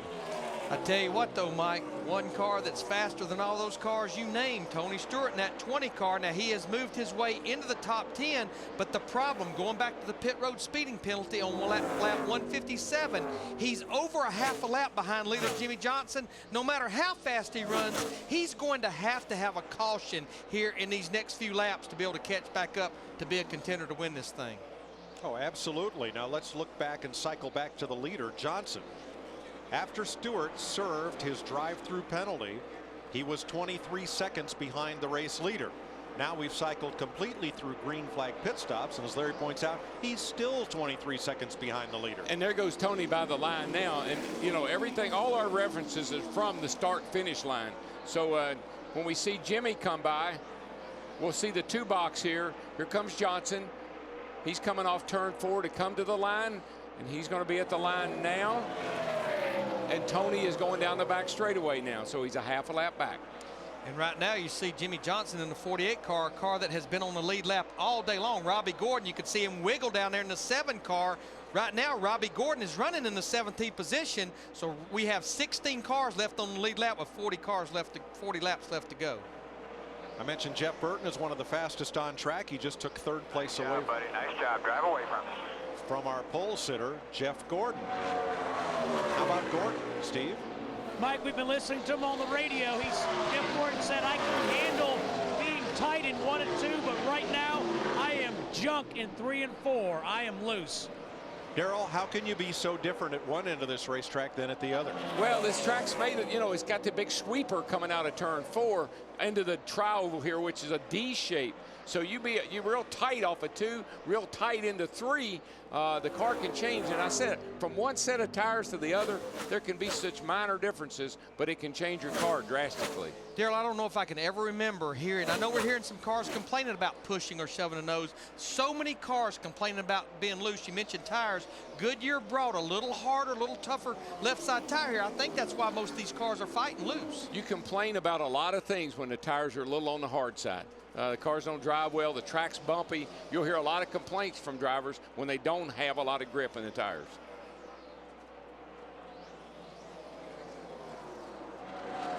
Clint Boyer in 6th. We saw Kevin Harvick, the 5th place car. Boyer is 10 seconds off the lead. Krista's in his pit.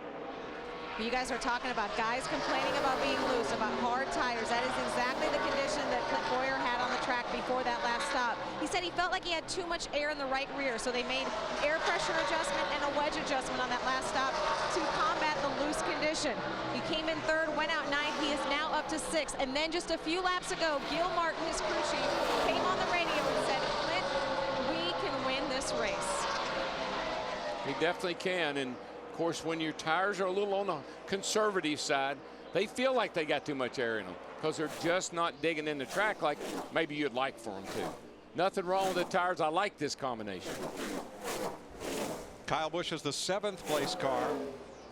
Was almost A top 3 finisher last week in the Daytona 500.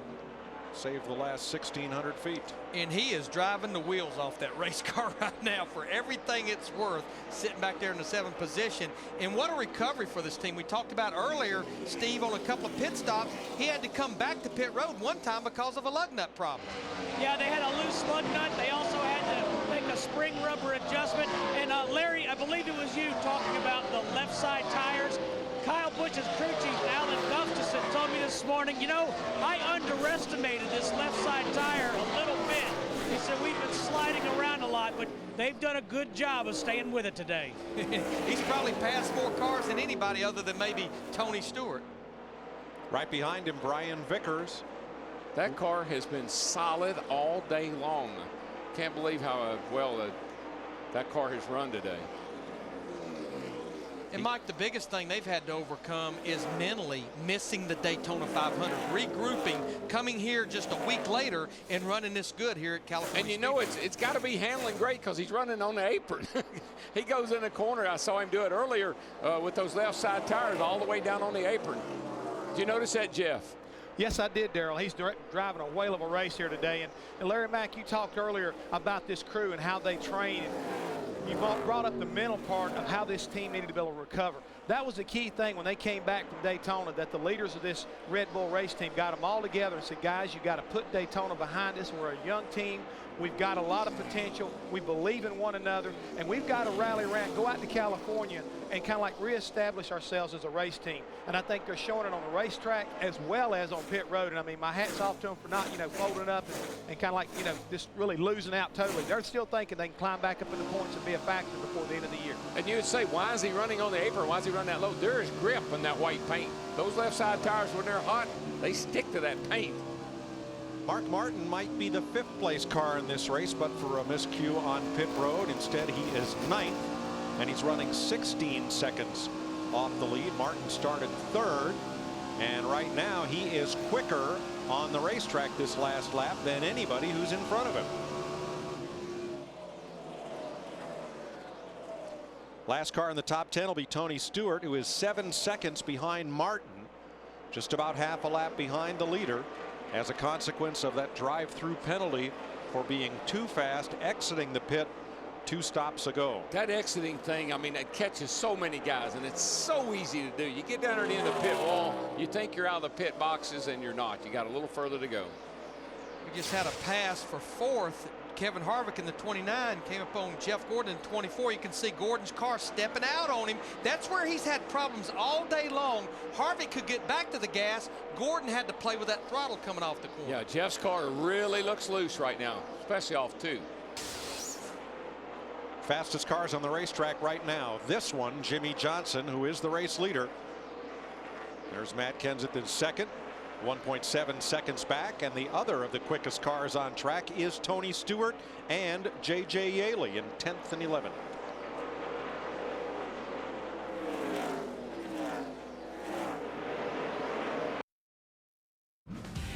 The Auto Club 500 on Fox, powered by Q Motor Oil, is sponsored by Enterprise Rent-A-Car. We'll pick you up. By Q, the heat-activated oil that helps maximize the power of your engine. Unleash all your horses. By Pizza Hut. Want more cheesy bites? Get America's favorite pizza. And by Allstate, official insurance sponsor of NASCAR. California Speedway, not too far from Hollywood. The Oscar goes to The Departed, Blown Engines, DEI, Truex, Dale Earnhardt Jr., couple of Chevys, Casey Kane in a Dodge, Dave Blaney in a Toyota, and then Ken Schrader in a Ford. We haven't seen much of Little Miss Sunshine today here at the California Speedway. Last year, 4 blown engines in this race, already taking a toll through the first half of the race with Jeff Hamm and Chris Myers back at our Hollywood hotel. But Jimmy Johnson, Matt Kenseth, Jeff Burton here with about 27 laps to go. Let's look forward here. You're the crew chief here. One more stop. What are you telling your driver? One more stop, Chris, and that's going to be the most important thing. We see some stops already starting here with Casey Mears, guys, already on pit road. And what you're going to tell him is you got to make sure, don't beat yourself. Don't get caught speeding going in. Don't get caught speeding going out. And Larry McReynolds, you know how critical this is going to be, making the right decision. 2 tires, no tires, what are you going to do? Well, there's no question, Jeff, and I think what will happen, a lot of people will watch those guys at the front if they come to pit road first to see exactly what they do. Yeah, I'm going to take it as far as I can go, hoping I might catch a caution. Then I'm going to come down pit road. I might not take any tires. But here's what I think will happen. I think some of these guys, like Matt Kenseth, Jeff Burton, Kevin Harvick, they may come to pit road early, try to get advantage of maybe just 2 fresh right side tires and hope that maybe will beat this 48 car who has over a 2-second lead. Now, I don't think that was a scheduled stop on Casey Mears because he was just in the pit 27 laps ago. Yeah, I don't think it was either. I tell you, somebody back there like, well, like the 83 car, the 5, any of those cars that are back out of the top 4 or 5 there, they could steal this race by getting just a little fuel and making it to the end. Yellow is out. Caution is waving. Cancel that. So much for strategy. Debris on the racetrack. Turn 2 back straightaway. We've got 16 cars on the lead lap. And there's Chad Knaus, what he felt about that. Disbelieving. And now everybody gets to go to work for one final time. Who benefits from this? Tony Stewart. That half a lap deficit he had from the penalty earlier now disappears as the field bunches up and the first 16 cars, all the lead lap cars, can pit the first time. This changes everything. And we were about 6 to 8 laps away from scheduled green flag stops. I think the guys at the front, I think they'll go after those 4 tires. But someone at the back, like possibly Ryan Newman, like maybe J.J. Yaley, maybe Joe Nemechek, Denny Hamlin, what have they got to lose going for 2 tires, trying to get that track position, knowing we're only going to have about 20 laps left to go? You got to gamble. You got to gamble. You can't win doing what everybody else does. You follow the leader, you'll follow the leader. That's exactly right. David Reagan will get the free pass in the Roush Fenway Racing number 6. He's had that kind of day. Spun early, overcame it. There he is in the AAA car. We call this the Auto Club 500 out here in California. It's the Auto Club. Everywhere else in the country, it's the AAA. I love it when you know things like that. That's why you're our captain. Okay. Jimmy Johnson will lead them to pit road. He has 4 top 10 finishes in 8 California Speedway starts. He won in his rookie season here, 2002, and has 3 runner-up finishes at this racetrack. There's the Lowe's Chevy leading probably all of the lead lap cars onto pit road for what should be the final stop today. Oh, they will all come because they had to have fuel to be able to get to the end. Dick. There was no question on this one. Chad Knaus simply said 4 tires for Jimmy Johnson. This will be the run to the end. Let's see if the crew can do it without error. Krista. Matt Kenseth wants 4 tires. He wants traction. He also wants to return to victory lane. He said he can't cut the center of the corner like before because it's getting cold. He said we have the best crew in the game there. Fist pumps in the air. Matt. Burton, the bottom of your screen. No air pressure change as the car is cutting well, but he will not beat his teammate. It's going to be close to 29 of Harvick off pit road to Steve. Tony Stewart said he needed some more forward bite. Jeff Gordon, meanwhile, in the 24 said, you need to tighten me up. All those jobs have been completed. Well, I'm going to tell you who the loser on that pit stop was. You guys were talking about it. Jimmy Johnson, Chad Knaus, the 48 team, under caution when they needed that stop. They didn't get it. They lost 4 positions. I didn't see any gamblers, though. Looked like everyone went with 4 tires, Darryl. I guess these leader guys, they're going to do that.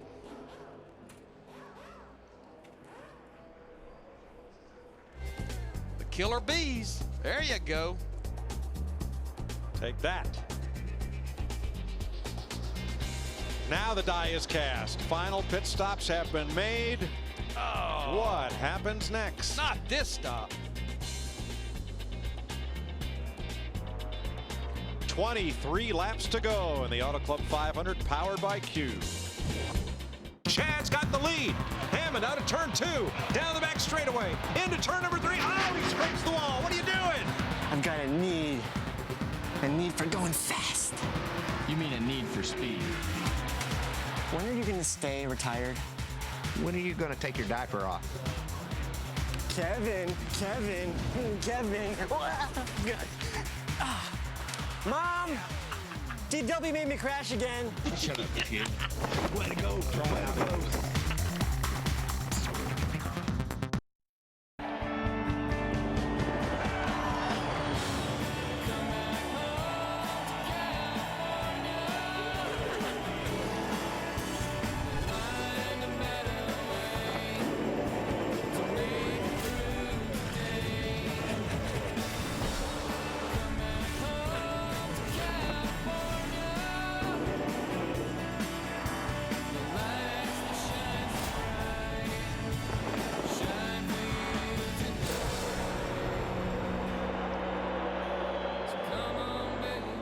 21 laps to go. Final pit stop has just been made under this caution, the 8th one of the day for debris in the back straightaway.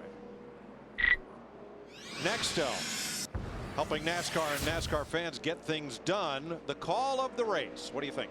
I think it was that 17 pit stop, a lot like Nextel. They were getting it done. I have to agree. I mean, that was a pressure stop. No mistakes. Saw a couple little mistakes on a couple of other guys. Those guys were clean. I think the call of the race is Richard Childress in that engine department, because for the second week in a row, they have given Kevin Harvick, Jeff Burton, and Clint Boyer that get up to speed power that put Harvick in victory lane at the 500. And now he's got Burton in second, Harvick in third, and Boyer in sixth. All three cars again in a position to win in the closing laps. And I'm going to give a call to Chip Bolin. Sitting in for Robbie Reiser on top of that pit box. Didn't have a great qualifying run. They qualified 25th, but they've been so solid. He's been getting it done too. Well, I still think it's the year of the sweep, and my man's in the lead. 20 to go, getting set for the restart. Happy birthday to Gene Michael, one of our Fox video techs. Long time work in NASCAR. Appreciate it. Happy birthday, green flag. A lot like last night at this point in the race, Matt Kenseth drove off and left everybody. And look at that lead he already got on the 31 car. Harvick coming around the 66 of Jeff Green. I think when the 48 car did not get out of the pit well and fell back in traffic like he is, that could be the difference. Well, we know he's got a fast race car, but he only has about 19 and a half laps to get back up through there, those guys. Cam Johnson rebound from 5th. Can Tony Stewart rebound from 9th. They're both in heavy traffic. Well, and of course, late in a race like this, we see it all the time. Cautions breed cautions, and I see a lot of opportunities for another caution. Third place, side by side, Harvick the 29, Jeff Gordon the 24. Bottom of your screen. Harvick shoots ahead into second place. Man, look at that run he got off of turn 2 over there. Or third place, rather. It looked like the run he got off turn 2 in the 500 on the last lap last week. Except this time he's chasing the guy that pushed him last week. Darrell, if those two can hook up, is the draft of any help here? Well, it is if you're trying to catch somebody, but it's not a lot of help working together necessarily. If you can see a car up ahead of you, you can kind of get a pull. But when you're working close together like that, I don't know, it's hard to say. How good is Matt Kenseth? He just ran his fastest lap of the race, 39.62, here on lap 232 of 250. That's how good that car is. And he's just stretching it on out. And of course, Harvick's sitting there and he sees that Matt's getting away. He's got to go. That little dot's getting smaller and smaller up there. Only one driver has ever swept the Saturday and Sunday races here in California. That was Casey Kane. Tell you what, old Harvick's looking stout right now, I'm telling you, Larry. He just ran 39.92 to Matt Kenseth 40 flat, so about a tenth quicker than Kenseth. Jimmy Johnson still 5th. Tony Stewart's fought his way up to 7th. All behind Matt Kenseth. Kevin Harvick 1.1 back. There's Johnson. He's 3 seconds off the lead. And there's Stewart, Big Orange, 4.3 seconds back with 17 laps to play. What's the closest finish we've ever had here? Have we had a side-by-side? I bet we've had some pretty close ones, but it may not be as close as we're getting ready to see today. That's exactly right, because it's shaping up. Harvick still has time, 16 to go. Matt? Harvick said his car was close and they made their final stop. But also, Billy O'Day, their spotter, in the back of his mind, the concern is possible said they can see it off in the distance.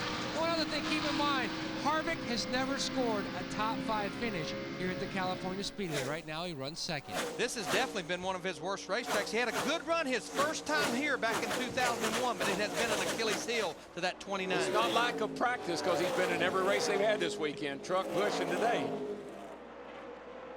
The closest finish here, 0.231 seconds. That's a quarter of a second. In this race, Elliott Sadler over Casey Kane. In the fall race, 0.26 seconds. Greg Biffle over Jimmy Johnson. So there have been some nail biters here. They're getting ready to be another one, I can tell you. Last 2 laps, Matt Kenseth, Kevin Harvick in the 29 car, their laps have mirrored each other the last 2 laps. Pretty well separated right now, about the same distance between first, second, and third, and back to 4th place. Jeff Gordon, who's going to have some company from his teammate here before long. Yes, both of his teammates right behind him, Jimmy Johnson and Kyle Busch in the 5.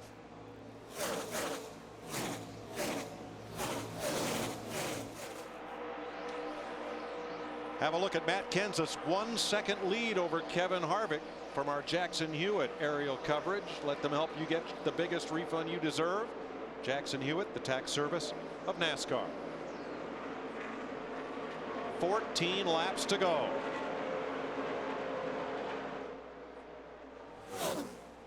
Last lap, 1.05 seconds was the margin. But you got to love our sport. I mean, we are going to run 500 miles here this afternoon.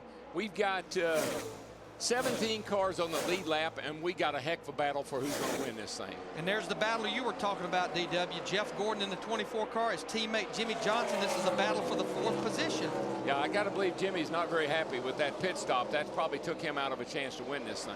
Yeah, he had a 2-second lead before that caution and lost 4 positions on the pit stop. And we saw the reaction from his crew chief, Chad Canals. Not a happy camper. Up front, Kevin Harvick is pedaling as fast as he can in that Pennzoil Chevy. He cannot catch the Carhartt Ford of Matt Kenseth. They are still 1 second apart. It's almost like no matter how fast Kevin Harvick runs, that's what Matt Kenseth runs right now.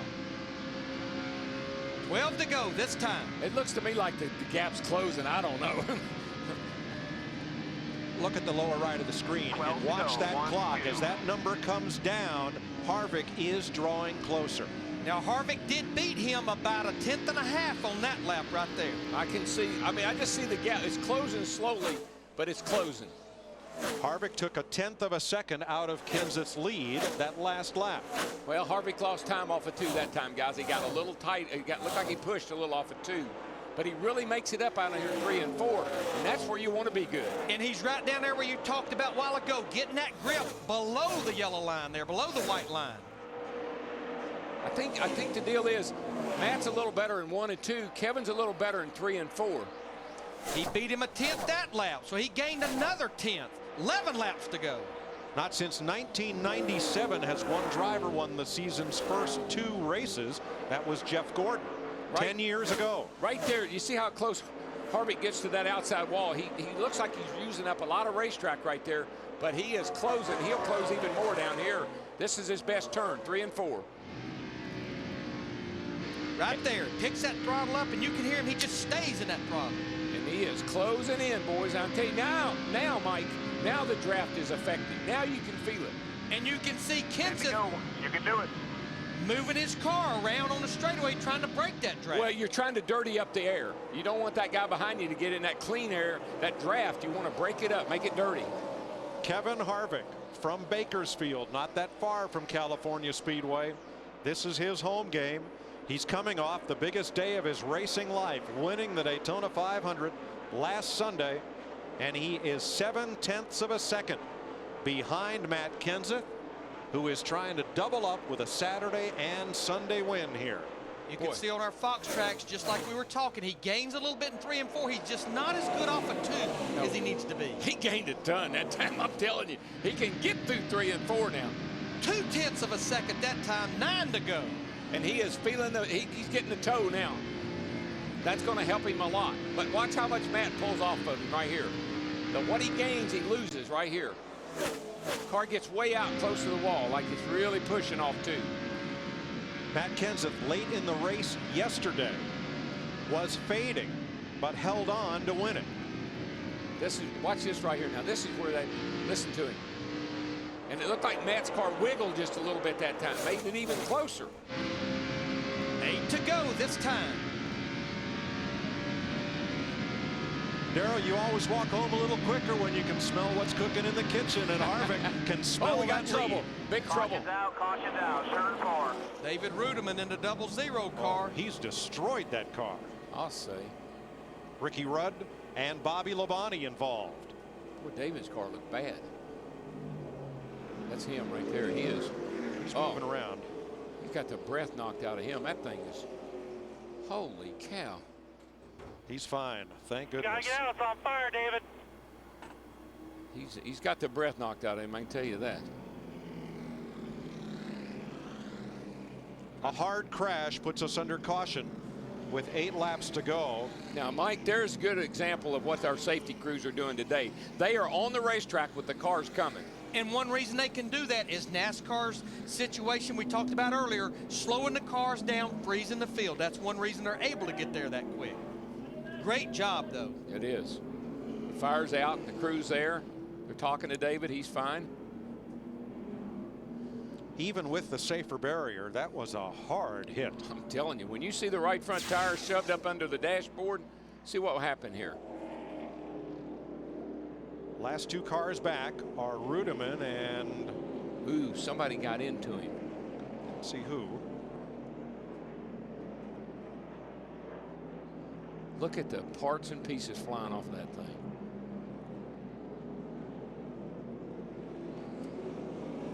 Let's ride along. Team looking inside. Oh, Big crash. Your body stings. I tell you, you can't believe how David, talk to me. Talk to me, David. He hit hard, guys. Yeah, he had the wind knocked out of him. Come on, David, it's on fire. You gotta get out, bud. That's his spotter, Sean, talking to him. It's his cousin. You gotta get out. It's on fire, David. He's trying. Buddy. You just can't move that quick. I'm telling you, you just got the air all knocked out of him. David Rudiman walks away. Goodness. A hard crash between turns 3 and 4. But I tell you, just so much said for this safer barrier that we're running at every racetrack we go to now. Yeah, there was a time, and it hadn't been that long ago. Well, thank goodness for the safer barrier. The that looked like a LaJoy seat. Yep, LaJoy of seating. it is. Seat in that car, and Han's all device. that NASCAR has done in the last half-dozen years to improve the fate of the driver when things go wrong. Those big headrests that the guys now have in the cars, there's so many things. These seats, the way they're built now, there's so many things that are so much better. So David Rudiman is okay. We saw Ricky Rudd also spin down to the apron, and some damage to Bobby Labonte's car. NASCAR has red flagged this race with 7 laps to go. Hoping to avoid the green-white checker shootout, they've stopped the cars. They'll clean things up. Some folks may pit, some may not. But Darrell, Kevin Harvick's closing speed on Matt Kenseth was pretty impressive. Well, it's nip for tuck here. You know, he's better off at 2, Kenseth is, and Kevin's better off at 4. So if I'm going to be good here, I'm going to be better somewhere. I want to be better off at 4. Because that's where the start I'm coming to get me some money, baby. Show me the money. But I got to believe, even though Kevin was catching Matt, Kevin likes the fact that we've had this caution, not for the reason we've had it, because now his tires are going to cool down. Of course, Kenseth's tires will cool down as well, but I just think right now this could put Kevin Harvick right in the catbird seat. Well, it could, but I also, every time, Matt Kenseth has had great restarts, and he doesn't need much in an advantage. We're not going to have many laps to go, so if he jumps out there pretty good on that first couple laps, Kevin's got his hands full. Well, let's find out from the Harvick pit. Here's Matt. And Todd Berry working on his computer, instant messaging some teammates. Well, how is this going to affect your car, the tires cooling down and getting a heat cycle on them? Oh, we really don't know. You know, we hadn't really went through this. We've cycled the tires a few times in practice, but I mean, not exactly the same as this. So I think we're all in the same boat. You know, we're just got to dig deep and try to pull it off.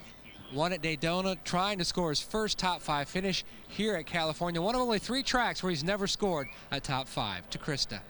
Down in the 17 pit with the interim crew chief, Chip Bolin. Now, you're a lead engineer. Lead engineers aren't supposed to be put in these pressure-packed situations. What's going through your mind right now? Well, right now, I'm just blaming it all on my lead engineer. So if it doesn't work out, I'm just going to say he made the wrong adjustments. Pass the buck. I see how it is. What about your driver? He's pretty calm. He's pretty much the man as far as all of us are concerned, and so he'll take care of it. All right, let's go down to Dick Berggren.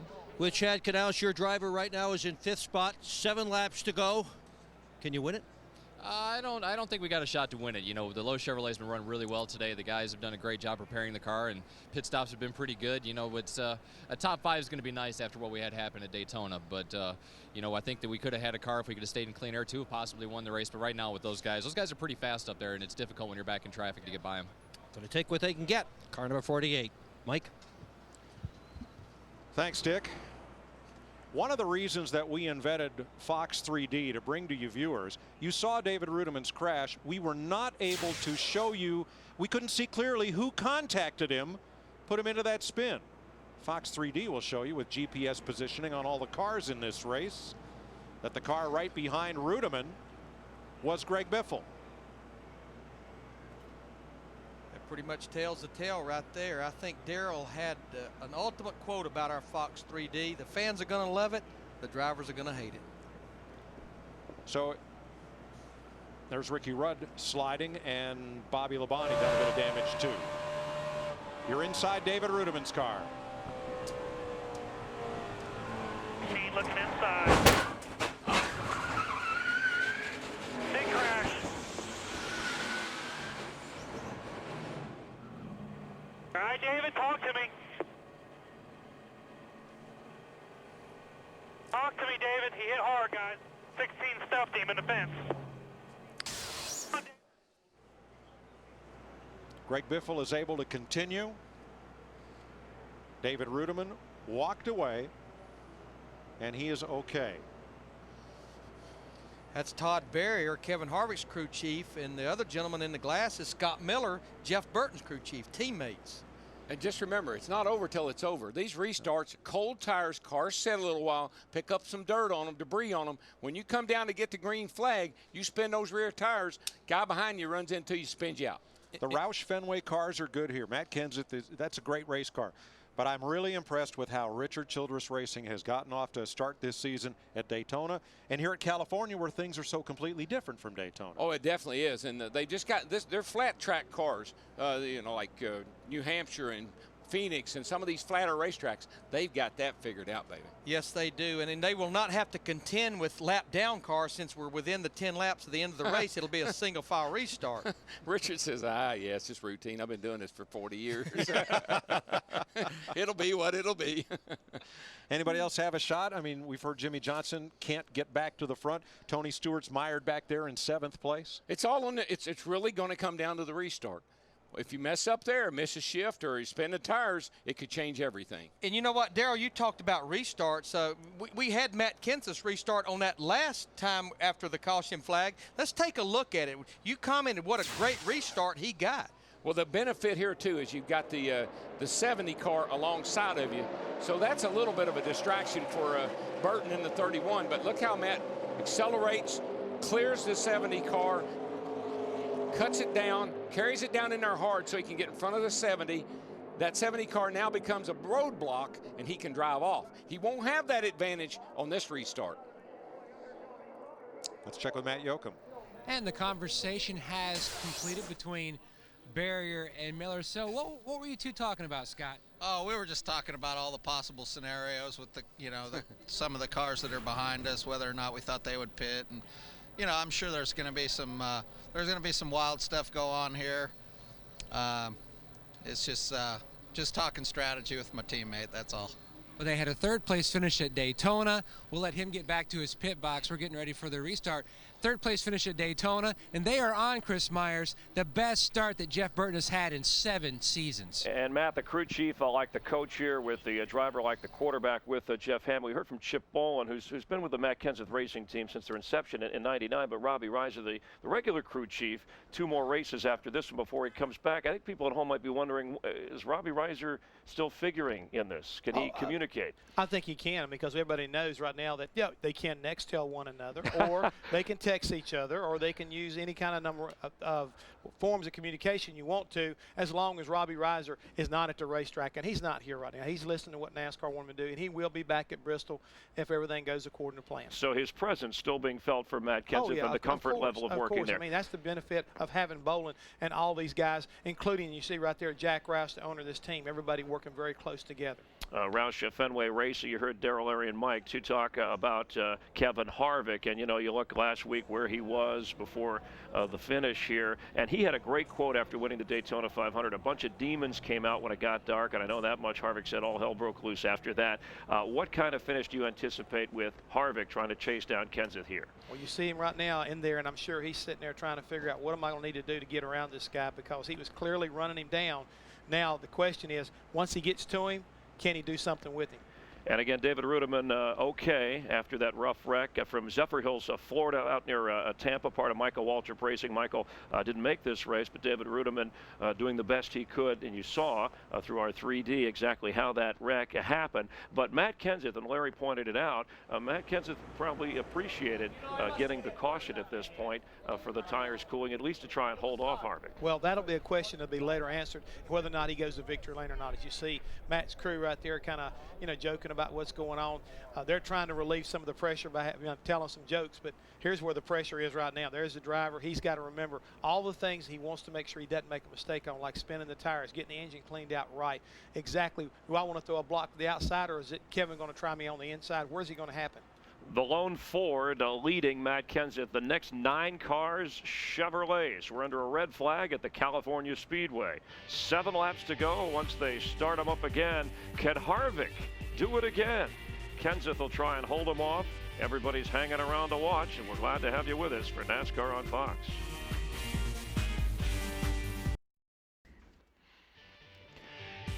Seven more laps will decide the Auto Club 500 here at the California Speedway. Matt Kenseth leading Kevin Harvick, the dramatic Daytona 500 winner of last week, and then Jeff Burton, Jeff Gordon, and Jimmy Johnson rounding out the top 5. 2 weeks from today, don't forget to be with us from Las Vegas. Jimmy Johnson won the race there last year. Remember, what happens in Las Vegas will be broadcast on Fox TV from Las Vegas. We want you to be with us. And tonight we're rolling out the red carpet as you see the lineup on speed, getting your weekend started. Cup qualifying, then Busch Series qualifying, and then the Nextel Cup practice. Get you ready for Sunday's race. And the pre-race show, note the time there, 11 o'clock Pacific, 2 o'clock Eastern. And the NASCAR Victory Lane on Speed wraps everything up. Now let's rejoin Darrell, Larry, and Mike. Thanks, Chris. We talked about the RCR Chevrolets, Richard Childress. Rick Hendrick's Chevys are 4th, 5th, and 6th in this race. And the Joe Gibbs Chevrolets are 7th and 10th. One of the Ginn Motorsports cars, Mark Martin, sits 9th. So it's Matt Kenseth's Ford, and chasing him are 9 snarling Chevys. The first Dodge in the race, Kurt Busch, 11th, and the first Toyota is Brian Vickers, 12th. To update you on the manufacturers. Kind of like those teammates, all the way through there, even down to Kurt Busch and Ryan Newman. They're 11th and 13th. And you got the Gibbs cars, you got the Childress cars, and of course you got the Hendrick cars, and you got Matt Kenseth leading the race. Kind of a lone soldier, because the next he's Ford all by in the himself. race is Biffle, and then Reagan, both at toward the tail end of the lead lap. So we still have 17 lead lap cars. Yeah. This is the 4th consecutive race. The last 2 of last year started back with the Daytona 500 to go into a red flag situation with less than 10 laps to go. That's what Mike, do we ever have a race without a red flag anymore? It's wearing this young fellow out. It's getting cold out there. But, I've got to agree, as you see Katie Kenseth, Matt Kenseth's wife, with what Chad Knaus said. He's looking at the big picture now. They crashed out last week at Daytona, fell out of the top 10 in points for the first time in 105 races. So he's saying, we'd love to have won this race, but based on being crashed out last week, a top 5 looks really good here right now. All right, what's happening now is they are cleaning debris from turn 4. Chad Knaus, Jimmy Johnson's wife Shani, as we get set for this race to resume shortly on Fox.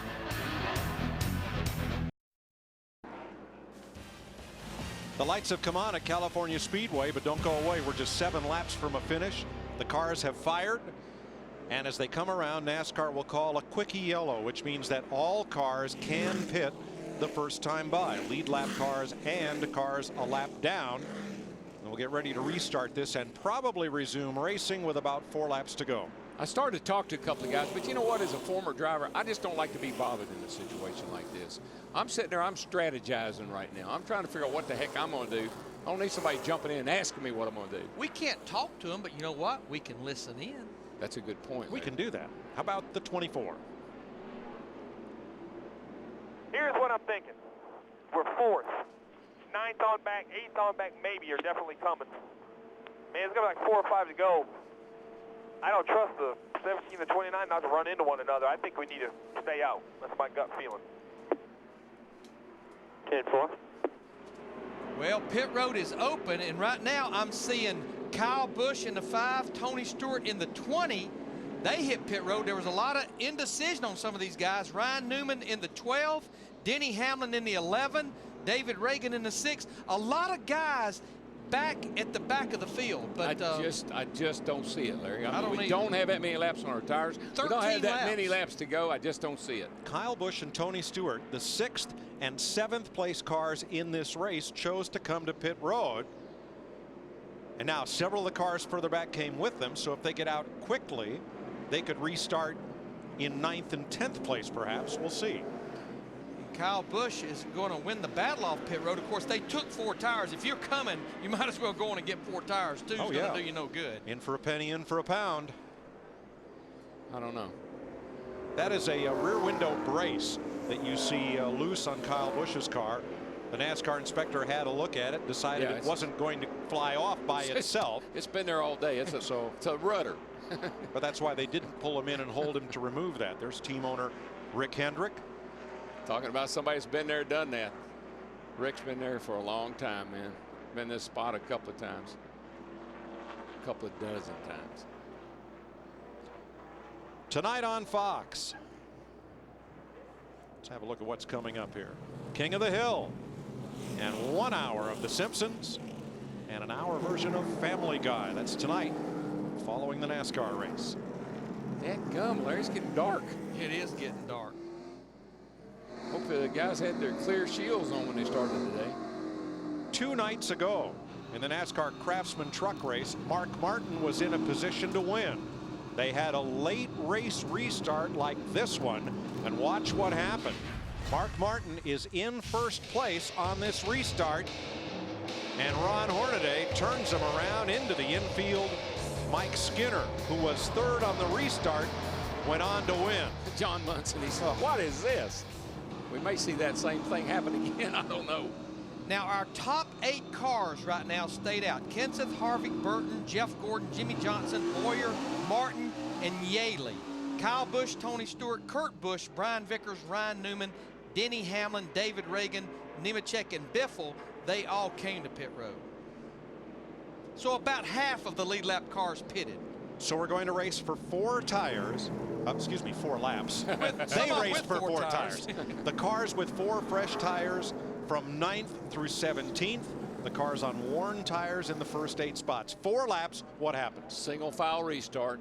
I mean, you know, those guys that got 4 tires, they're going to race each other, be my guess. I need to correct something because our score monitor changed as they were crossing the line. Actually, Kurt Busch and Brian Vickers, they stayed out as well. So our top 10 cars are out there on 13-lap tires. You might get a couple of guys in 4 laps, but I just don't think it's worth the gamble.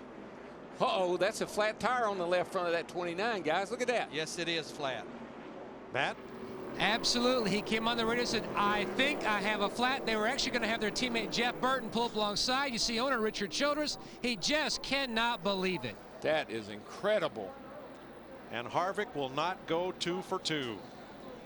What a shame. That is a shame. He'll have to come to pit road, make sure he maintains pit road speed. I'll tell you, I think if Richard probably about ready to cry. Yeah. Can't go down in turn 1 and expect it to turn with a flat left front. No, 4 laps to go. You got to come in. Got to come. And here comes the field for this restart. It moves Jeff Gordon up to 3rd, Jeff Burton to 2nd. Here we go. We're going to race 4 laps. You see what happened to the 31 car? Spun the tires. And Jeff Gordon in the 24 car moved to the outside of Jeff Burton in the 31. Jumped right up there and got by him. And there goes Jimmy Johnson in the 48 car. Now that 48 car could be trouble. He's got some speed if he can get by his teammate. And here come the car with new tires. Kyle Busch jumps to the outside. Oh, they're wadded up back there. The stickers are flying, but ain't going to do them any good. Stewart mired in traffic, nowhere to go. Got to come through here where all that stay dry was. And Matt Kenseth got a big lead with 3 laps to go. His car is going through the center of the corner so good right now. Look at the lead he's built. It's going to come to 3 to go. I believe Jimmy Johnson, if he could get around Jeff Gordon ASAP, but that's not going to happen, doesn't look like, because Matt Kenseth has by far led the most laps today in 13 previous California Cup races. 7 times the driver who has led the most laps went to victory lane. That car has been on a rail. There you go. You see the 31 car did exactly what we were concerned about. Spun the tires. Jeff Gordon jumps to the outside, brings Jimmy Johnson with him. You got to clean those tires up. You got to spin them when you're going down the back and swerve the car around, get all that dirt off of it. And of the cars with fresh tires, only Kyle Busch has moved up into the top 10. He's now 8th. Boy, Jeff Gordon just went way up the hill down turn 2. Here comes Johnson jumping all over him. Yeah, Jimmy has definitely been better than Gordon off of turn 2. They've been somewhat even down in turn 3 and 4. We'll see what happens this time. You want a tight car on this end. You want in 3 and 4, you want your car to be a little bit snug. But in turn 2, it can't be. White flag. Bring it home. Kevin Harvick got his tire changed. He's at the tail end of the lead, lap 17th. Look at that thing, Larry. Eating that white line up, back into gas, not pushing the nose. Off she goes. This goes through the center. He's able to pick that throttle up and drive it straight off the corner. 7, no pressure here, clear by. Jack Roush has 12 victories at this racetrack, 6 in the Busch Series, 4 in Nextel Cup, and 2 in the trucks. Well, in just a few feet here, a few yards here. I love it. Matt Kenseth, second time in his career, he sweeps the weekend. Kenseth wins the Auto Club 500. Jeff Gordon second, Jimmy Johnson third, Jeff Burton fourth, Mark Martin fifth. What a I know Matt Kenseth got to say, oh, what a relief. Oh, Matty doesn't get excited very often, but he looks pretty excited right now. It's his second consecutive win in this race. Good job, our Tipper, guys. The 15th win of his Nextel Cup career. What's up in the hot pass, Billy? Congratulations. Now, is John Henry here, you reckon? He's the new co-owner of Roush Racing. There's Katie Kenseth. There's Katie. Jack Roush. Yeah. By 7/10 of a second. Kenseth beats Jeff Gordon to the finish line. Man, Jack's running. A little bit of a trot there. Yeah, man. 7 of Kenseth's 15 victories have come from 25th or worse starting position. When he qualifies poorly, that's when he races the best. We started seeing that in practice Well, we yesterday. saw that, yeah.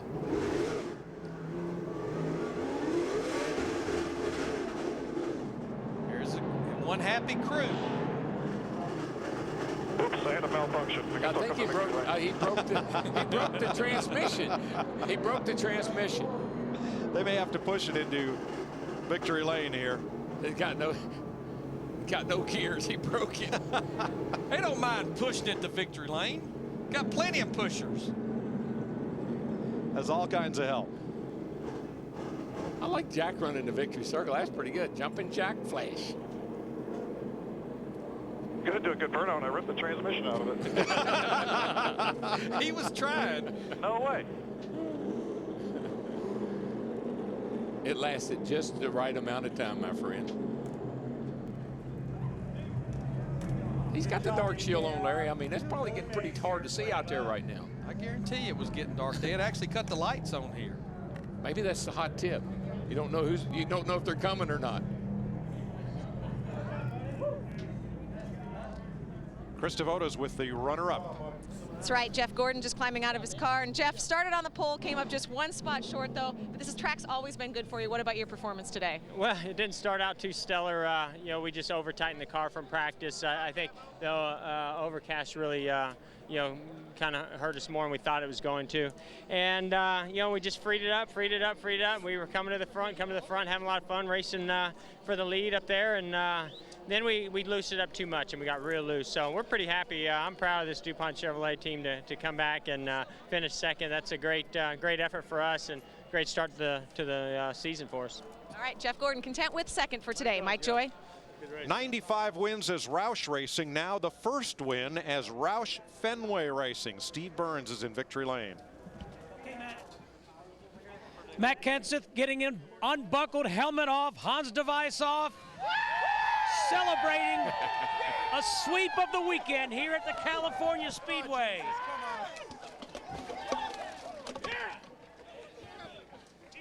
An emotional Matt Kenseth celebrating with his team. Matt, what does this victory mean to you here, winning at the California Speedway without Robbie Reiser, your crew chief? Oh my gosh, that's a special one. It's not without Robbie. You know, Robbie is home working on his car all week while we were in Daytona. So this team is built by Robbie Reiser, and none of us would be here without him for sure. So this is an emotional win. This is an awesome win for us. I thought it was going to slip away. 29 was better and had some bad fortune there, and we were able to hold them off. So it's pretty awesome to do the double here. I want to thank DeWalt and Carhartt, USG Sheetrock, Arnell Carriers, and Renai, all our partners, Ford Racing. Everybody makes this happen. It's awesome. Why so emotional, Matt? Why this one? I don't know. Everyone's a little different. You know, I really thought we were going to lose, honestly, when 29 was running us down, and when he had his trouble, and then me and Jeff were battling hard earlier in the day, and I knew it was going to. I knew he was going to be pretty aggressive to get the spot, so we were able to pull away at the end, and these guys just pulling everything together and making it happen. These guys are great. Congratulations, Matt. Let's go to Mike Joy. Thanks, Steve. A big win for Matt Kenseth, and Ford Chevrolet takes the next 5 places. Kurt Busch's Dodge in 7th. Ryan Vickers, the first Toyota, in 10th. Matt Kenseth with a big win, a big weekend in California. We'll be right back.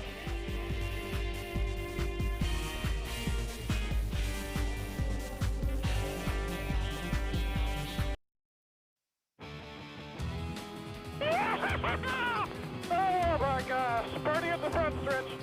Woohoo! That was awesome, you guys. Thank all you guys. Thank all you guys for everything you do, especially you, Robbie, if you're listening, buddy. Whew. Thank God, too.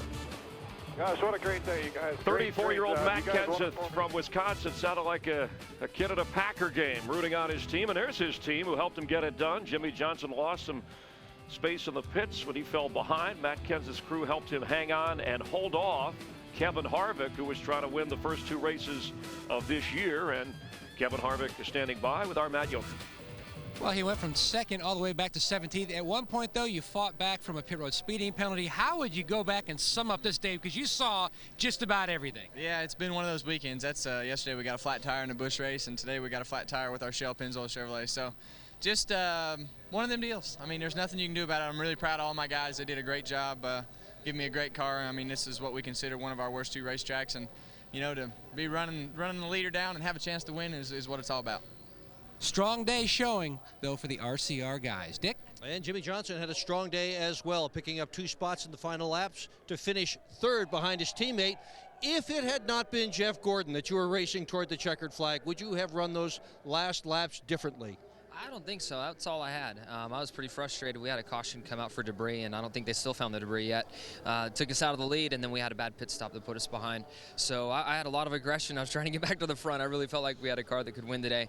But one of those days, and very strong effort after Daytona. The troubles we had there to come back and finish 3rd tonight. It's great for the Lowe's team. Congratulations on a strong run. Chris Devota.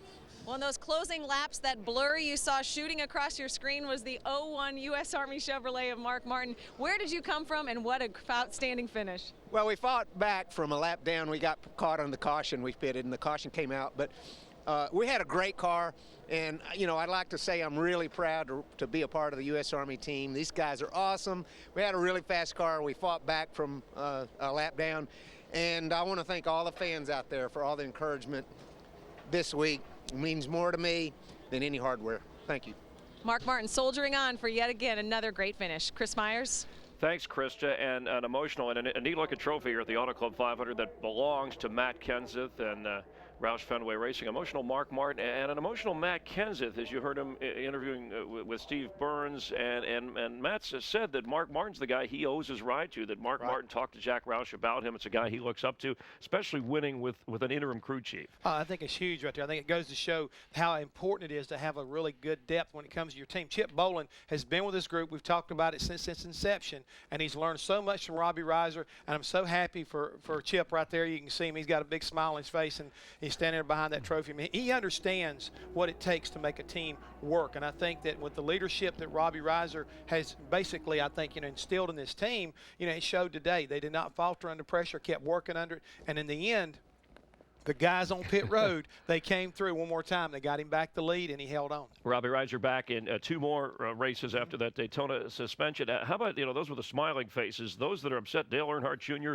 Casey Kane, couple of early favorites in the bigger picture, too. Rough days today with engine problems. Rough days, and that's the key thing right now, Chris, is we're going to go to another racetrack in a couple weeks in Las Vegas, another fast racetrack. It's going to be a situation where they've got to get that resolved because the DEI cars had 2 engine problems, and I'm sure they're thankful that Paul Menard finished today so they can at least look at the components inside that engine and see where the difference was between them. Cup drivers will get a break before they do go to Las Vegas, as you got to look at the cat in the hat. Cat in a hat and a different hat. In the Auto Club 500.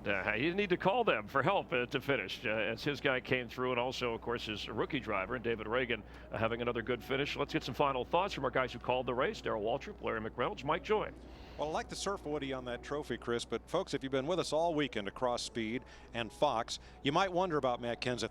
Where did he come from, Darrell? He qualified lousy, and his practice times were nothing to write home about. Here he comes in and drives away. It just seems like the worse he qualifies, the better he races. Last year he qualified really well, didn't race too well. This year it qualifies poorly. I think it just means it worked that much harder on the car. Plus, Robbie Reiser's got to be beside himself. And I just think, as Jeff said, the depth of these teams is what I'm impressed with. You got to get it. You got to have the whole package.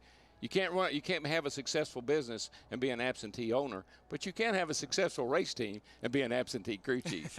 And Larry, as we often say, you can't beat yourselves, and they didn't today. Some of the competition did. No, I couldn't agree with Jeff Hammond more. This race, even though Matt Kenseth had a great race car on the racetrack, the Killer Bees, the pit crew, they certainly played a huge role in winning this race. And, of course, the left front tire problem that was not self-inflicted on the 29 car. But look at Tony Stewart, a fast race car, pit road speeding penalty. He never overcome it. And then Jimmy Johnson, that group was so solid on green flag stops, but when they needed to be solid on that last caution, they faltered a little bit, but he still comes home with a top 5.